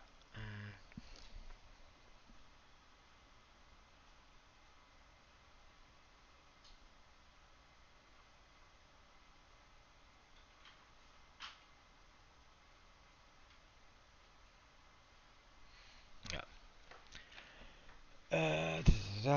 Uh, papers filed in federal court Friday. The city said Tamir was responsible for his own death and said the injuries, losses, and damage were directly and proximately caused by the failure of Tamir to exercise due care to avoid injury. The city also stated in a response obtained by Cleveland.com that Tamir died because of the conduct of individuals or entities other than defendant. The defendant is police officer Timothy. I'm not saying his fucking last name. This blaming of a child for his own demise by a professional law enforcement agent is a micro invalidation for his death. It puts the ownership on the victim rather than the perpetrator. Other forms of micro insults towards the death of Tamir Rice were in the form of blame and lifestyles of his mother. Many of the social media outlets were pondering and posing the question: why did his mother allow Tamir Rice to play with a realistic-looking fake gun? Nah, fuck, that's a stupid. That's a fucking. You go like Walmart, dude, and there's like so many of those fucking things like out there. Looking for a fake gun. Bro, I remember being little and like buying like those little shitty ass like they're like they were shaped as revolvers and you could put like little caps in there and it'll like pop and it's just like pop pop. I remember buying those bitches, dude, and fucking running around with that shit. Um, yeah, this is Marco and so, which replies to me, mother was not a good parent and did not exercise good parenting skills. This also reinforces the micro-invalidation of Tamir's life because it implies his fault that he was shot for playing with this gun. Tamir's Rice's mother, Samira Rice, character became the focus. An article on Cleveland.com, entire lawyer representing Tamir's Rice family defended boy's mom in drug trafficking case. Explains that the mother's lawyer from an earlier drug charge would be representing her in her son's death case. This is a relevant connection to a previous drug charge because it becomes a way to invalidate and negate Samir's death and his mother's credibility as a parent. More recently, Samira Rice has moved into a homeless shelter, which would also give a negative connotation of her unfit parenting and ability to provide for her children. Therefore, the blame for Tamira's unsupervised playing with the toy gun. Like other cases, this case shifts the focus from excess force by law enforcement and puts the blame on the victim and the victim's family. That's a good example. Okay. Perception of Tony Robertson was overwhelming, concentrated on behaviors that immediately preceded his death, prompting a number of micro-invalidation and micro-insults based on presumed criminality. Authorities have said Robinson, who was unarmed and was shot multiple times after he assaulted Officer McKinney, punching him in the head and knocking him off balance. Anthony Robinson, 19, was killed about 6:30 p.m. as police responded to multiple reports of a disturbance. Cole said officers were told a man was jumping in and out of traffic and was suspected of committing battery before he ran into an apartment. He said an officer forced his way inside after hearing sounds of disturbance where Robertson struck the officer in his head, Colt said. The officer then fired his weapon. Robinson was shot after Officer Matt Kenney responded to calls about a man dodging cars in traffic who had allegedly battered another person, according to the police officer. They said Kenny fired at Robertson after Robertson attacked him. One newspaper, a local outlet, highlighted Robertson's past behavior that included criminality. Wisconsin court records show that Mr. Robertson pleaded guilty to armed robbery last year and received a probated 6-month sentence. Chief Colville declined to comment on Mrs. Robertson's record. How's it? Okay. Freddie Gray. Much of the narrative surrounding Freddie Gray focused on the behavior immediately prior to his arrest. Many considered his behavior suspicious and thereby warranted a presumption of criminality, resulting in examples of micro-insults. Four bicycle officers tried to stop Gray about 9 a.m. on April 12th in the 1600 block of West North Avenue for an alleged violation that the police have not disclosed. He ran, police said, and the officers caught him and restrained him on the ground while waiting back up. In a police report filed with the court, Officer Garrett Miller wrote that Gray was stopped after fleeing unprovoked upon noticing police presence. Miller said a knife was found clipped to Gray's pants pocket and he was arrested. Also notable in Gray's posthumous portrayal were micro-invalidation, which emphasized both where he lived, known where where emphasized both where he lived, known to be one of the more impoverished and crime-heavy neighborhoods in Baltimore, and also his prior interactions with law enforcement and the criminal justice system. A few newspaper outlets included his physical composition. Gray was a 25-year-old resident of the neighborhood ground of Gilmore Homes, a Baltimore Housing Authority project. He stood 5 feet 8, weighed 145 pounds. He had a police record mainly on drug charges and minor crimes, according to the court records reported by Baltimore Sun. Court records indicate that Gray arrests were mostly for drug charges and minor crimes, and sometimes were not prosecuted. He has several cases scheduled for trial in the coming months.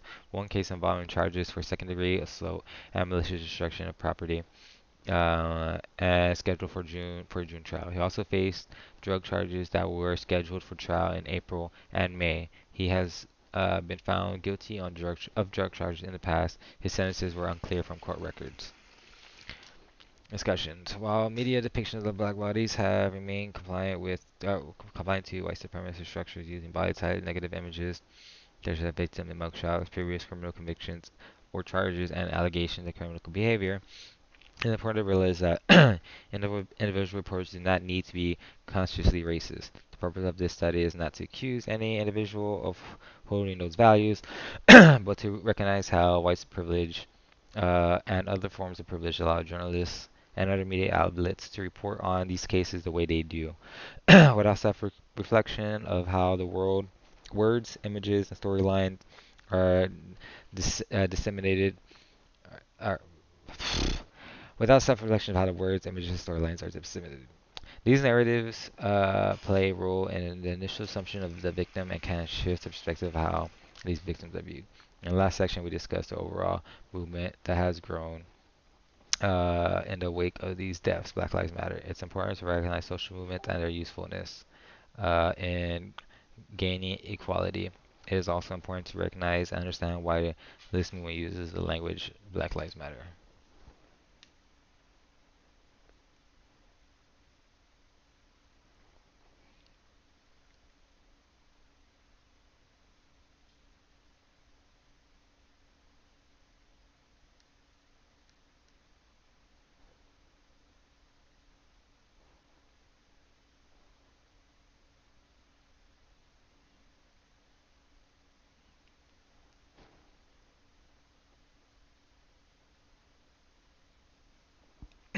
Hold up.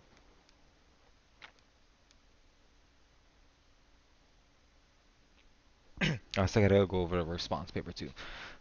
That one's not long though. Black Lives Matter. In the wake of the deaths of Michael Brown and Eric Garner, which occurred less than a month apart in summer 2014, activists, students, and many groups of various racial, class, and social backgrounds came together to protest the ways in which law enforcement handle these situations.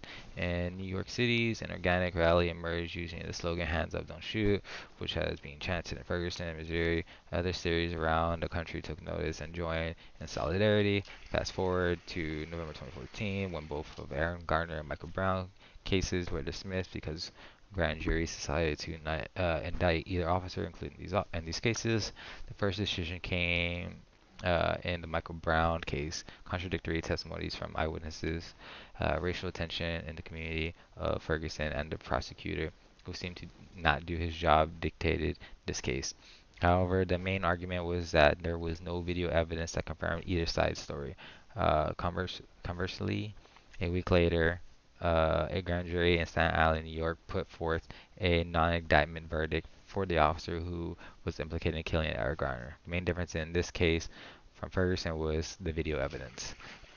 Over the next several days, the weeks leading into the holiday season, mass movements began to emerge across the U.S. cities, shutting down highways, practicing forms of civil disobedience, and chanting Black Lives Matter. Black Lives Matter has become a recognizable hashtag on social media, which has been used to connect individuals and organizations in solidarity against police brutality and excess force by enforcement and racial profiling. Critics of the Black Lives Matter movement argue that equality is about all lives, and therefore saying Black lives is limiting and any form of racism.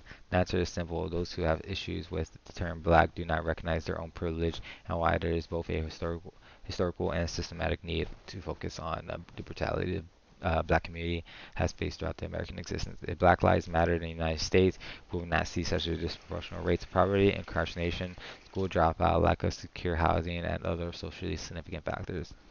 Um, to not recognize racism as an ongoing problem only exacerbates the issue, silence, and marginalizes those affected by it, and does not start the process of discourse. and change cultural and social paradi- para- parad- paradigms in society that only see young black men as thugs. Okay. Responsibility of media. As previously mentioned, the aim of the study is not to accuse the selected newspaper outlets of intentionally perpetuating a negative or insensitive realization of portrayal of any of the aforementioned victims of police brutality. We cannot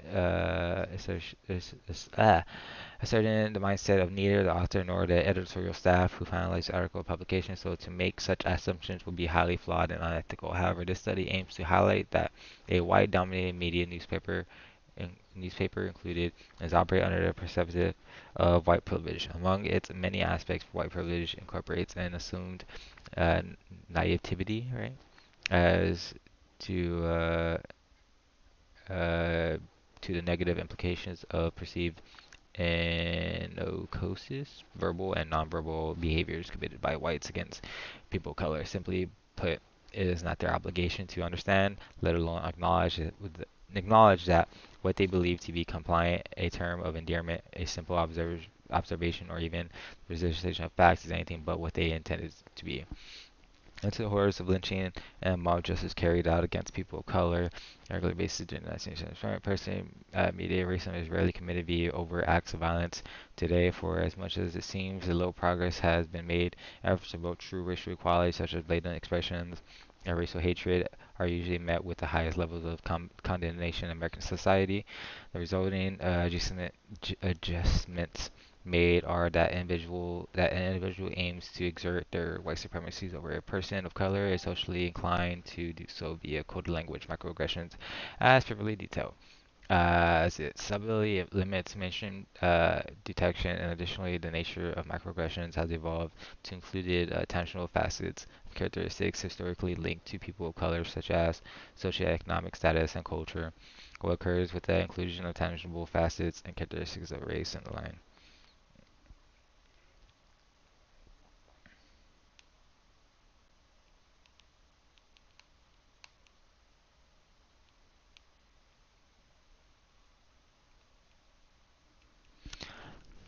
Initial migration has evolved to include intangible facets and characteristics historically linked to people of color, such as socioeconomic status and culture. What occurs with the inclusion of tangible facets and characteristics of race is that the line of uh, demarcation between entities and their intentional and their racial disrespect insensitivity carries the risk of creating a negative persona for the victim, and that is what selected newspaper articles exemplify. A reasonable question can be raised when considering the potential influence of microaggressions in media. Should an outlet sacrifice journalistic integrity for the sake of heightened sensitivity to racialized language? The simple answer is a resounding no. Rather, outlets must be more judicious in the information that they decide to present regarding any incident, let alone deaths involving unarmed black males. And law enforcement situations previously examined provide many teachable moments.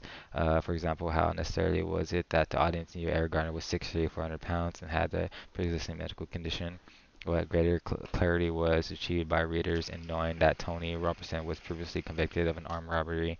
How does knowing that he lived in a housing project and had an extensive police record promote a better understanding of why Freddie Gray died, relative to the fact that each incident these pieces of information were peripheral at best? The only contribution these potentially provide are a triggering and negative misconception that will be unconsciously and unjustifiably attached to these individuals. What is worse is that because the potential triggering is done in the immediacy following their deaths, when all information is novel and perception created is very difficult to alter even in the face of more sound debunking information. A growing number of fatal law enforcement interactions involving unarmed individuals, especially black males, warrant greater cognized cognizance of the images created by the media of victims, simply regurgitating all information provided, most of which comes from the same law enforcement agency involved in the altercation and could possibly contain an agenda, is no longer acceptable. True understanding of how to racialized language, both overt and covert, should be the new standard of journalistic integrity. That's gonna be a big ass fucking Tall glass to fill. Give me that much. I'm about to call right now.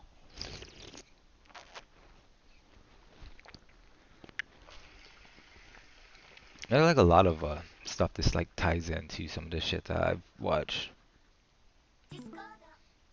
Not necessarily about like specific people, but about like the broader movement.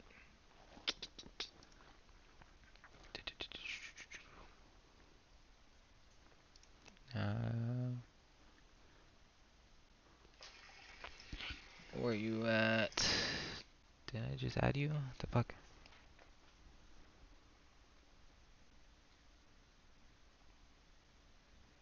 Okay.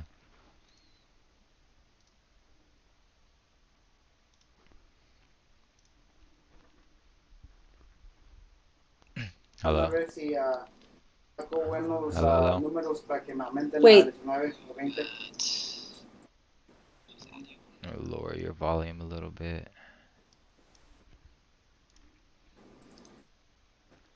I don't know if I could do it from here. Oh wait, Nada, I pues didn't know. mi jefe se va a ir para Boston, güey.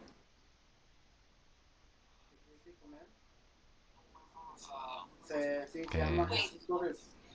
You might want to pause the stream in the background. It's just gonna loop.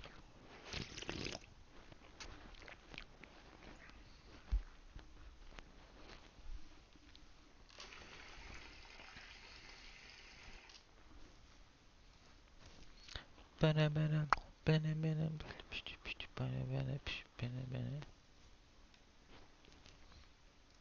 was really interesting.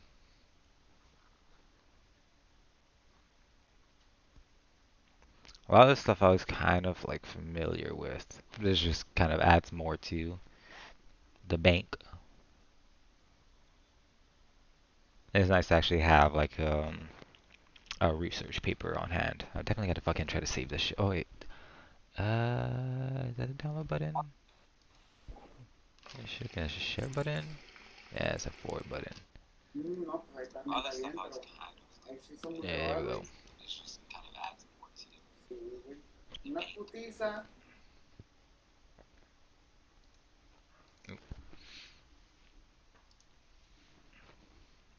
Yeah, just a heads up, I hear like the background noise and like the conversation I think that's going on in the background.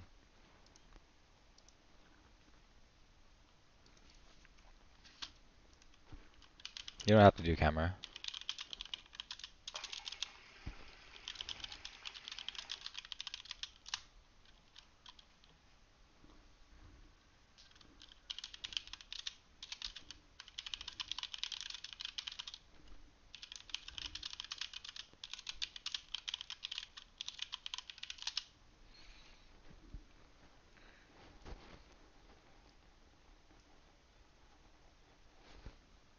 I need to make like a folder with fucking articles.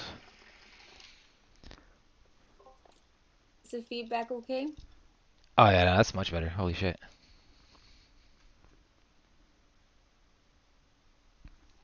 Yeah, that's much better.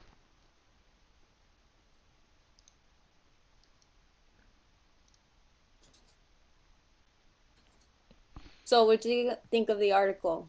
Hella interesting. Some of the I shit was know, I kind of can like tell, yeah, a lot of that shit. Well, it was like a auto auto f auto auto yeah, auto ethnography. ethnography. Fuck that word. It was interesting. There's like some stuff that I'm kind of vaguely familiar with already, just from some like the debate content I listen to. Um, and these subjects were like brought up, so I'm somewhat familiar with it. So it just kind of just like adds more to what I already had like in my head. Like Oh yeah, that I go for it. I know exactly what you mean. That's how I felt reading this article too. It was very eye-opening Hmm. and really more detailed than what I have learned in the past, and just how it's crazy how the media really is so influential in the choice of words. And now it's like the more I read about this stuff, now I hesitate on talking of saying certain words now, like hood or Yeah. gangster or thug, because then it's like it's underlining of what that article's talking about racial ideology and how how it's so easy to come across that way, like with that art that cover of Kobe, right? Yeah, Hmm.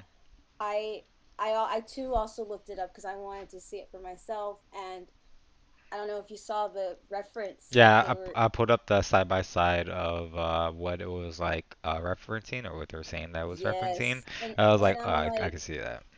I'm like, people, come on, like you don't know that that's exactly the same placement, That's what I was the trying to think. pose. I was trying to think like how what's the fucking photographer like? How is he trying to explain what he wants?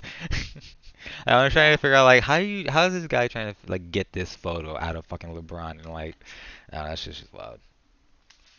I like that. I was like, there's like no reason why he should be like in a pose like that. I was just reading like the fucking words on the magazine too to see like maybe it references anything based off the fucking thing. No, nothing. It's just LeBron, we need you to be angry. It's just like, Hmm.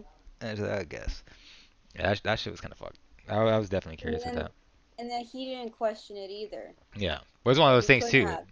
Like it's one of those things. It's But probably like especially in like the early time. You know, he's probably like in the high time of his career, or whatever the fuck. So it's just like I feel like that's something that you could easily kind of like not you could kind of like I guess in a way justify it or not think yeah, of it being like a racial thing because if you're like the keen or like fucking good at basketball or something just like yeah or whatever the fuck I thought you could probably like easily rationalize that but looking back now I'm and pretty sure he's like yeah go for it. yeah, and the signal. No, you're good. No worries. That's good.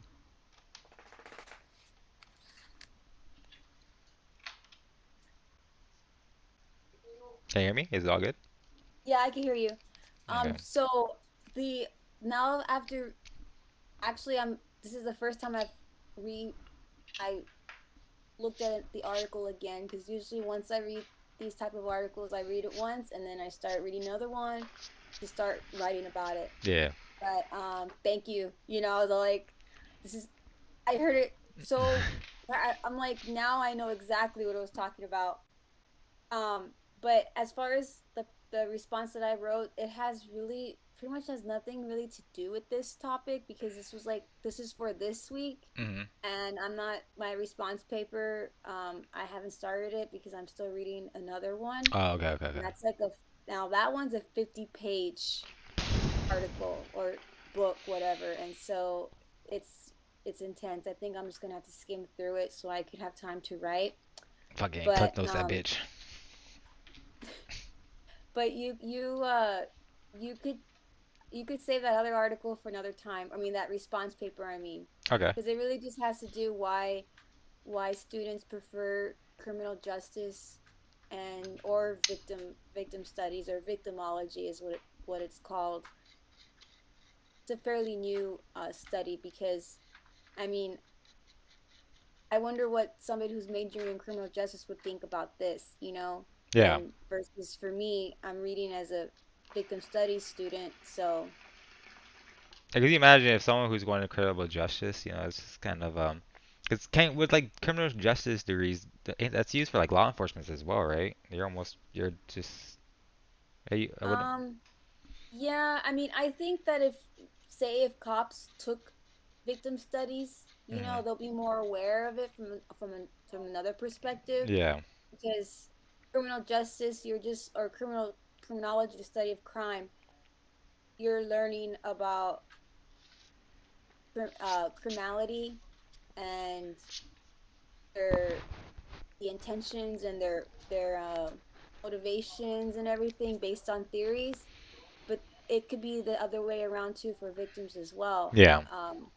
They use the same theories as well for victims, just like criminals, except for victims, it's more, you know, because victims are also capable of being criminals as well in the act of it. You were Yeah. talking about that earlier, and yeah, I've been posting that article about that girl that killed her rapist, and how the charge went from going to jail to paying hundreds of thousands of Restitution or dollars. something. Yeah, and restitution, and she got all the funds and plus more to support her through a fundraiser. Now that part, I think it's very controversial because I don't know. What do you think? I think it is because I think that's kind of says like you you could kill and you might get that support for doing that because of what you've been through. I think there was another case like that. Fuck. I don't remember it, but I think it was another case like that where it was like a family, and I think something happened with her kid. I think, I gotta look into it now after reading Oh, this fucking article, because was I don't it know what the recent? fuck fucking. I don't think it was just recent. It was like a while ago. But I remember they Okay. they went on GoFundMe to try to like fucking get bail for him or like some other shit. I forgot what the Well, fuck I it was. know there was that another story about how I think the son was intruding into the house of a ex, I don't know if it was his ex-girlfriend or girlfriend, and the dad shot him, and the huh?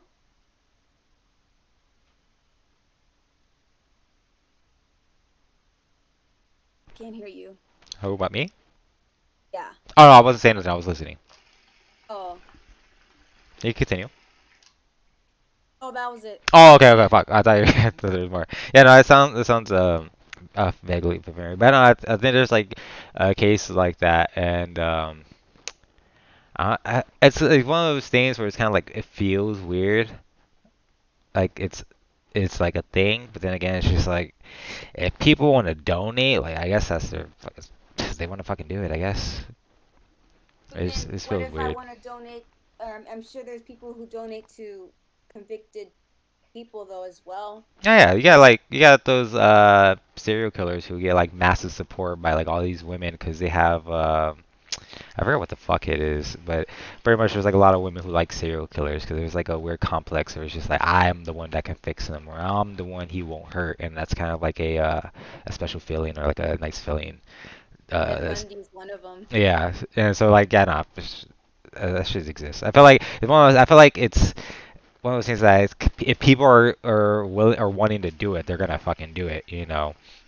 Like, I don't think it's something you could probably just like stop or make it legal. What part again? The like having people not donate to like uh Oh, yeah. I know. It's crazy like you yeah, I could I didn't see it from that point. Yeah. like maybe Patreon or GoFundMe can have like a policy against donating to certain causes. I think GoFundMe has pulled certain campaigns because of like what they were going towards. Like it didn't like align with their policies or some shit like that. So like the individual donation sites could probably, make a policy against it, but like a state ruling or like a federal, no chance. Oh, I know. Speaking of like how certain states have certain, legislations and in terms of victims, I just crazy fact. Um, the crime victim rights have like I think about like 10 to 15, and there's only two that are like automatic, meaning that it's kind of a given, Yeah. but the remaining ones Or are upon request. And another upsetting thing is that the the system is not liable if those rights are not in both. like given. Yeah, they're not liable. So if the judge like says like, oh, we can't give you restitution, or we can't you're not eligible for this or whatever, the victims can't file a civil suit because it's not they're good they're safe. Yeah. Yeah, so that really And got me 'cause I had no I did not know that. I thought it was like an automatic thing, but it's not. how many states is like that? Are there like a decent amount that are like that, or they're like pretty like a small minority? Say it again. Like how many states are kind of like that where Oh, um, well, when it comes to that, I think pretty much all the states have it, but where it kind of separates, where certain states have um like assistance, like there's what's it called? Crime crime victims. No, it's not crime. I think it's called crime victims clinic, Hmm. something like that.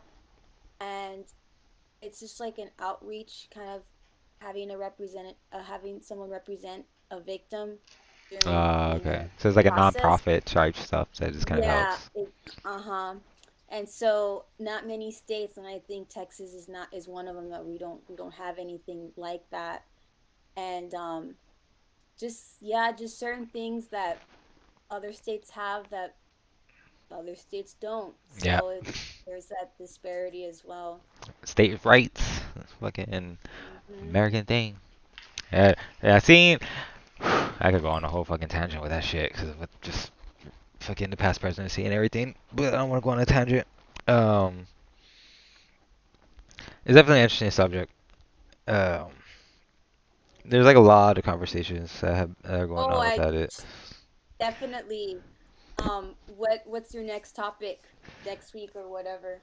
I still gotta kind of figure that out. I was gonna fuck around with like some conspiracy documentaries just to fucking kill time and play some games. Um, but I should have streamed it, but I fucking was doing the whole the January 6th committee. I was fucking going through that shit, and well, I was listening to it mainly at work, to be honest, and hearing about that. I've been wanting to fucking go over like all of that shit, cause God, the fucking people have such short-term memory, and they don't pay attention worth the shit. They're so confident, and it's just the conversation that just go on within like anything Trump related and just the fucking last election and everything is just such fucking ass. So I've been wanting to just like fucking review that stuff again, but on stream. So hopefully I would imagine that'll probably be my next topic. Well, I think conspiracies also have related to state crimes, you know? Oh yeah. Well, cause they're especially with like agitators for like protests. That's always like a big thing, Yeah. giving Uh-huh. justifications for law And, enforcement to get involved.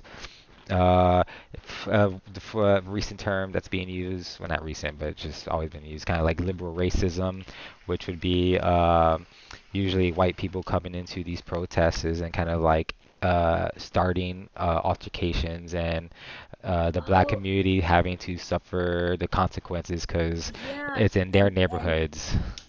yeah, my mom likes to watch those, YouTube videos that are not like mainstream, right? And Alternative news.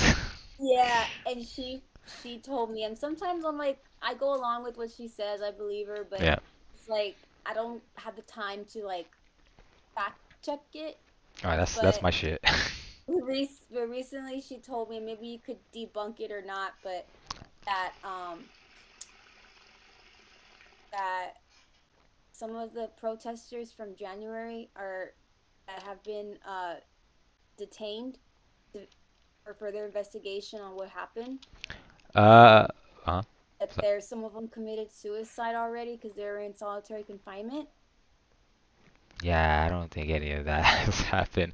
There's definitely have been some who've been charged and are definitely in the process of being like convicted. Um, I don't think any suicide has happened. That would have definitely popped up in my shit. I'm in quite a bit of conspiracy subs and shit like that, and I don't think that has came across any at And all. The I one mean, the one thing that gets questioned is the cop suicide because there was a cop who committed suicide, and I know there's some like in the conspiracy subs there's theories around that. I know at least that's like the only suicide I'm aware of. But I would look into the January 6th people committing suicide. and then what about the I know they were saying about how some of those in protesting were not actually like for the protest, they were just there to rile them up and paid. That was going around too, wasn't it? Yeah, well, it kind of goes into like the agitators for the right wing or conservative people.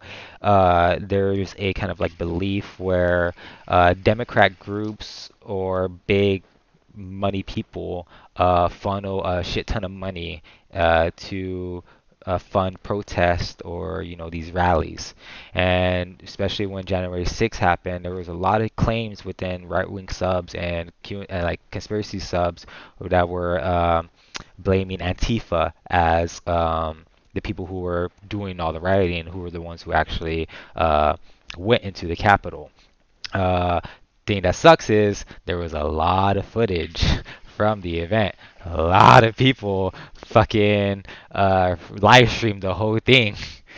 Most of like a lot of the people who were organizing, who were kind of the people who had a plan, were like huge right wing groups, and they're on camera, fucking posting on social media, telling people we're gonna be here to be ready. Like, so no, there's like the idea that it's like a paid group uh who did this insurrection when there's plenty of video evidence of right-wing figures or conservative figures, video and online of them saying like we're gonna be here and alluding to something happening. Like, give me the Antifa people. I still haven't seen anything with Antifa. And to accept the if I even grant that it's Antifa, why the fuck would Antifa raid the Capitol if Biden won? Why? Trump's out. Why would Antifa raid the Capitol if Biden won? Like, Trump's already bad enough. Like, we don't need, and fucking conservatives make it bad enough for us to like not like them, or some of like the very extreme ones. But it makes no sense for Antifa to fucking goes into the Capitol and Biden fucking won. Like, why? What's the reason? What's the point? I know. Conservatives and extreme Republicans, they demonize themselves already. You've had Trump his whole presidency claiming election fraud for most of his fucking presidency, still hasn't provided any hardcore proof. The last document he posted showing his quote unquote evidence of election fraud, most of the fucking source was that fucking documentary 5,000 Mules. So it's not even his own investigation, and he was referencing articles of states having a huge number of increased voters, registered voters, all of a sudden compared to like prior elections. Just like, yeah, a lot of people probably feel fucking compelled to vote now, so that's not really a way of proving of fraud. So it was like, it's all like shit. So, you know, I could go fucking, I could go hard on this shit. I could tell. I've looked into so much, and I follow so many like groups, and to the point to where like I've had somebody who I'm friends with, I know on Facebook, try to tell me that China had their military surrounding the US, and that they had troops in between the US and Canadian border, and that they were putting pressure on our fucking congressmen and political figures to elect Biden as president. That's the cope they're giving me of like why the fuck Biden won and Trump lost. China fucking military was at our borders. Our military such shit, we didn't fucking react. Canadians military such shit, they didn't react. Mexico, I don't know, I guess they didn't pay attention. Like, Of course, they have their own things that they're working on. like there's so much shit that I have to like if I grant everything like they say, like it makes no sense at the end of it. Like, makes no sense at the end of it. So yeah, Um, Lizzie, I thank you so much for reading that article, and not I worse. wish I really wanted to post things of what I was thinking about it on Facebook and stuff, but I don't want to get people upset because it is a really sensitive topic. Um, but next week I'm gonna be learning. Next week the topic is, oh man, I forgot. Well, anyways, but no, this week was really interesting, and I actually was never able to keep up with Black Lives Matter Mm. campaign and this hashtag Say Her Name, and all of the stories of what happened with Oh, I got a good one for you. Sorry. Ferguson and all that. So reading this article, I really got a whole chunk of it all in one. So now I'm completely aware of what happened Yeah. without having to read so many articles, because every article is so different of how it's written and How who it's writes spent. it. Yep. Yeah, and like the article that you read today, we can't we're not blaming the media, but the media now, should we be aware of the language now that they're using? Yep. That's like The under that's like the meta philosophy type like conversations, and boy, trying to get people to give a fuck about that is hard. Because Yes. I came across that topic or that thing, but it was around using the term Nazi as describing the political figures or people you like, and what that term means and what you're trying to invoke in someone's head whenever you're calling them like a Nazi and shit like that. So there's kind of like similarities with that shit. Oh yeah. I was gonna say Well, for the Black Lives Matter stuff real quick, if you want to look into something that's kind of related with the demonization of like the movement and stuff like that, was using the actual organization Black Lives Matter. Apparently, like oh, they had like some issues, and they would use the organization Black Lives Matter to demonize the movement Black Lives Matter, and that was shitty. because it should be all lives matter. Yeah, but I mean that they're Yeah. just saying like this is a bad movement. It's they're trying to fund they're trying to what is it steal money. They're taking donations, not actually spending it or whatever the fuck they're trying to do. Some Oh like yeah, because I read an article, not I didn't read the whole thing, but just I skimmed through it about how the leaders use the money to buy a mansion. yeah, and they're using that to demonize like the whole movement itself. And it's just like there's a difference between the organization and the actual movement. There's a distinct difference, but Oh, I see what you mean. This yeah, the whole term or the idea. yeah. Yeah. Like Two distinct things, but they're being yeah. put together and kind of trying to put a narrative around the whole thing all together. And it's just like Uh-huh. no one wanted to actually try to show the difference between the two and make sure to like let people know, hey, we're talking about this, not this, but Yeah. it's the news, it's media, Yep. It's newsworthiness. gets clicks. So, anyways, well, I'm wish I could talk more, but Nah, no I've worries. read a lot today. Nah, But no worries. thank you, thank you so much for having me. Yeah, no, if you want to jump on and like fucking go over some shit that you've read, go for it. Shit like this is kind of like interesting for the most part to me, so I don't have too many people who I'm able to like talk like this with, so yeah. Well, you have your wife Taylor too, but I know she's busy with her own topics of nursing stuff. Alright, bro. Hard nursing conversations. I barely understand a lot of the words she says, but I'm able to follow around along. Well, if I ever have any questions, I'll definitely will ask her then now, because I love to learn about medicinal and Or if you like wanna, not. if you wanna look into something that's related to uh black people and somewhat kind of racist, I guess racism, kind of unconscious racism in a way, the disparity of black women's healthcare and like hospitals stuff like that, where the pain tolerance for black women is seen as like higher, and what they would give like trauma to one person to help with their pain, there's like an assumption that like the black women don't have money or whatever, and they'll give them like a cheaper form or like Tylenol or something not expensive to not give them like proper health care. And I think it's like the same thing with like maternity and like pregnancies. Ooh, I will definitely keep that in mind. Thank you. Yeah, that might be something similar. It's not criminal justice, but it's within the healthcare, but it's very like similar in like ways of how our professionals care for our people here in the Yeah, states. I get it. I know. It definitely could be tied in. Yeah, Thank you. I know. Worries. All right. Well, you have a good night. All All right. right, you too. Peace out. All Appreciate right. the article. Bye. You're Bye bye. welcome. Bye bye. All right, I'm about to take a smoke break, and my food's on my way, so I might take I might be able to go over some shit before the food arrives.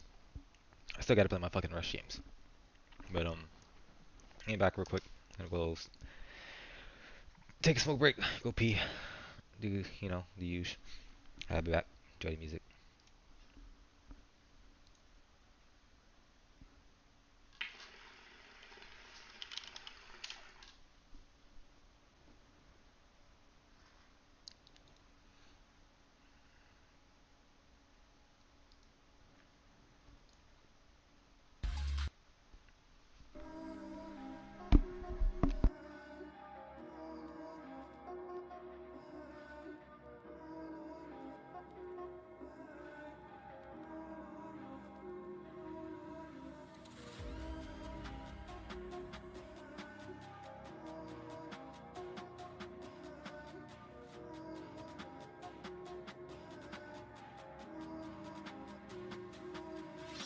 I me dealing with the stress, I me dealing with the pain. Getting trying to find a way, cause I just wanna be alive. Cause I don't think that I just wanna go and die today. Man, I used to think to myself, yeah, why am I this way? Then I found out that I am a champion. Now I'm rising up in this life. Yeah.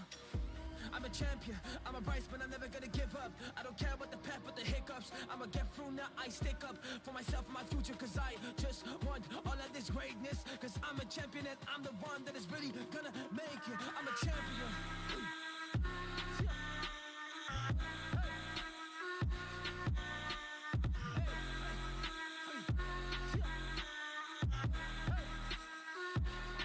I am a champion, whoa, hey.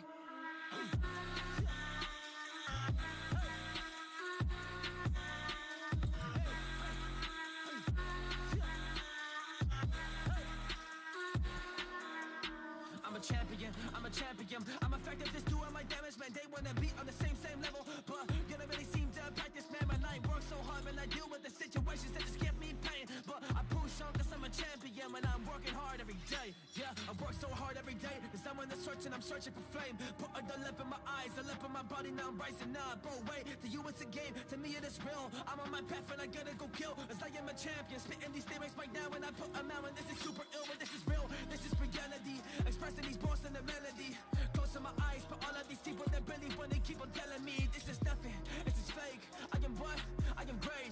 Man, that's what I say to myself, cause I'm making these waves and I'm making it happen. Oh, up in this life, yeah, up in this life. I've been mentally drained, cause I have been losing my sleep. Can I stay all awake while you just put on the mask, cause you're being fake. Well, I know that I'm a champion, so we don't resonate. Yeah, we don't resonate, but we never really did. I've been different since I'm a kid. I am a champion, I feel it all up in my body when I'm rising to love. Oh, this is it, this is gonna be my shot. So I grab the opportunity and rise up to the top. Rise up to the top, carrying up my blade. I am just ready for all, came to conquer the light. Y'all wanna play this game? Well, to me that's quite okay, as I've been to the mental war first, so I win this anyway. I am a champion, yeah. I am a champion, oh. I am a champion, whoa.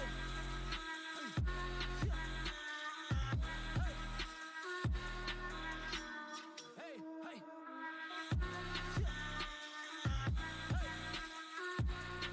I am a champion, whoa. I am a champion. Find it so hard like a Mexican, cause I'm in the battle, I'm ready for war. Yeah, I know I'm a champion, I'm a champion, I'm a champion, I'm a champion, ain't that right? Cause mentally I have been dodging the bullet, I'm doing it left and right. Cause I'm putting in the work while you sleep, and that's in the dead of night. So if you wanna be a champion, then be prepared to sacrifice. So go ahead and rise like a champion now. It's their hardest, coldest ice, you ain't getting them down. Broken, they've been broken down, but they got back up, so it's your turn now.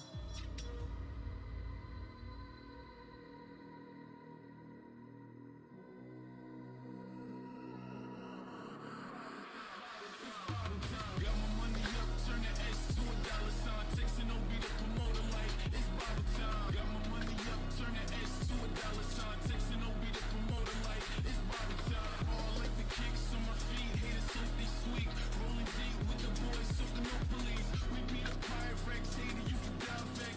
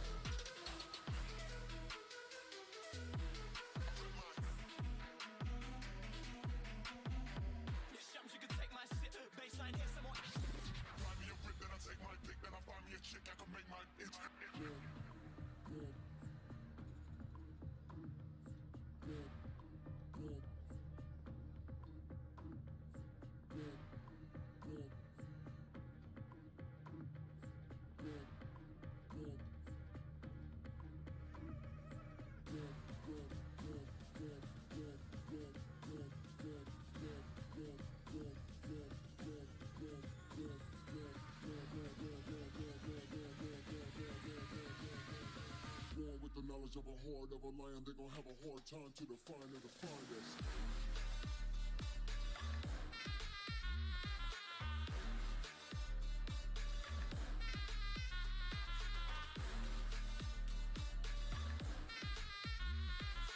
Born with the knowledge of a horde of a lion, they gon' have a hard time to define and define us.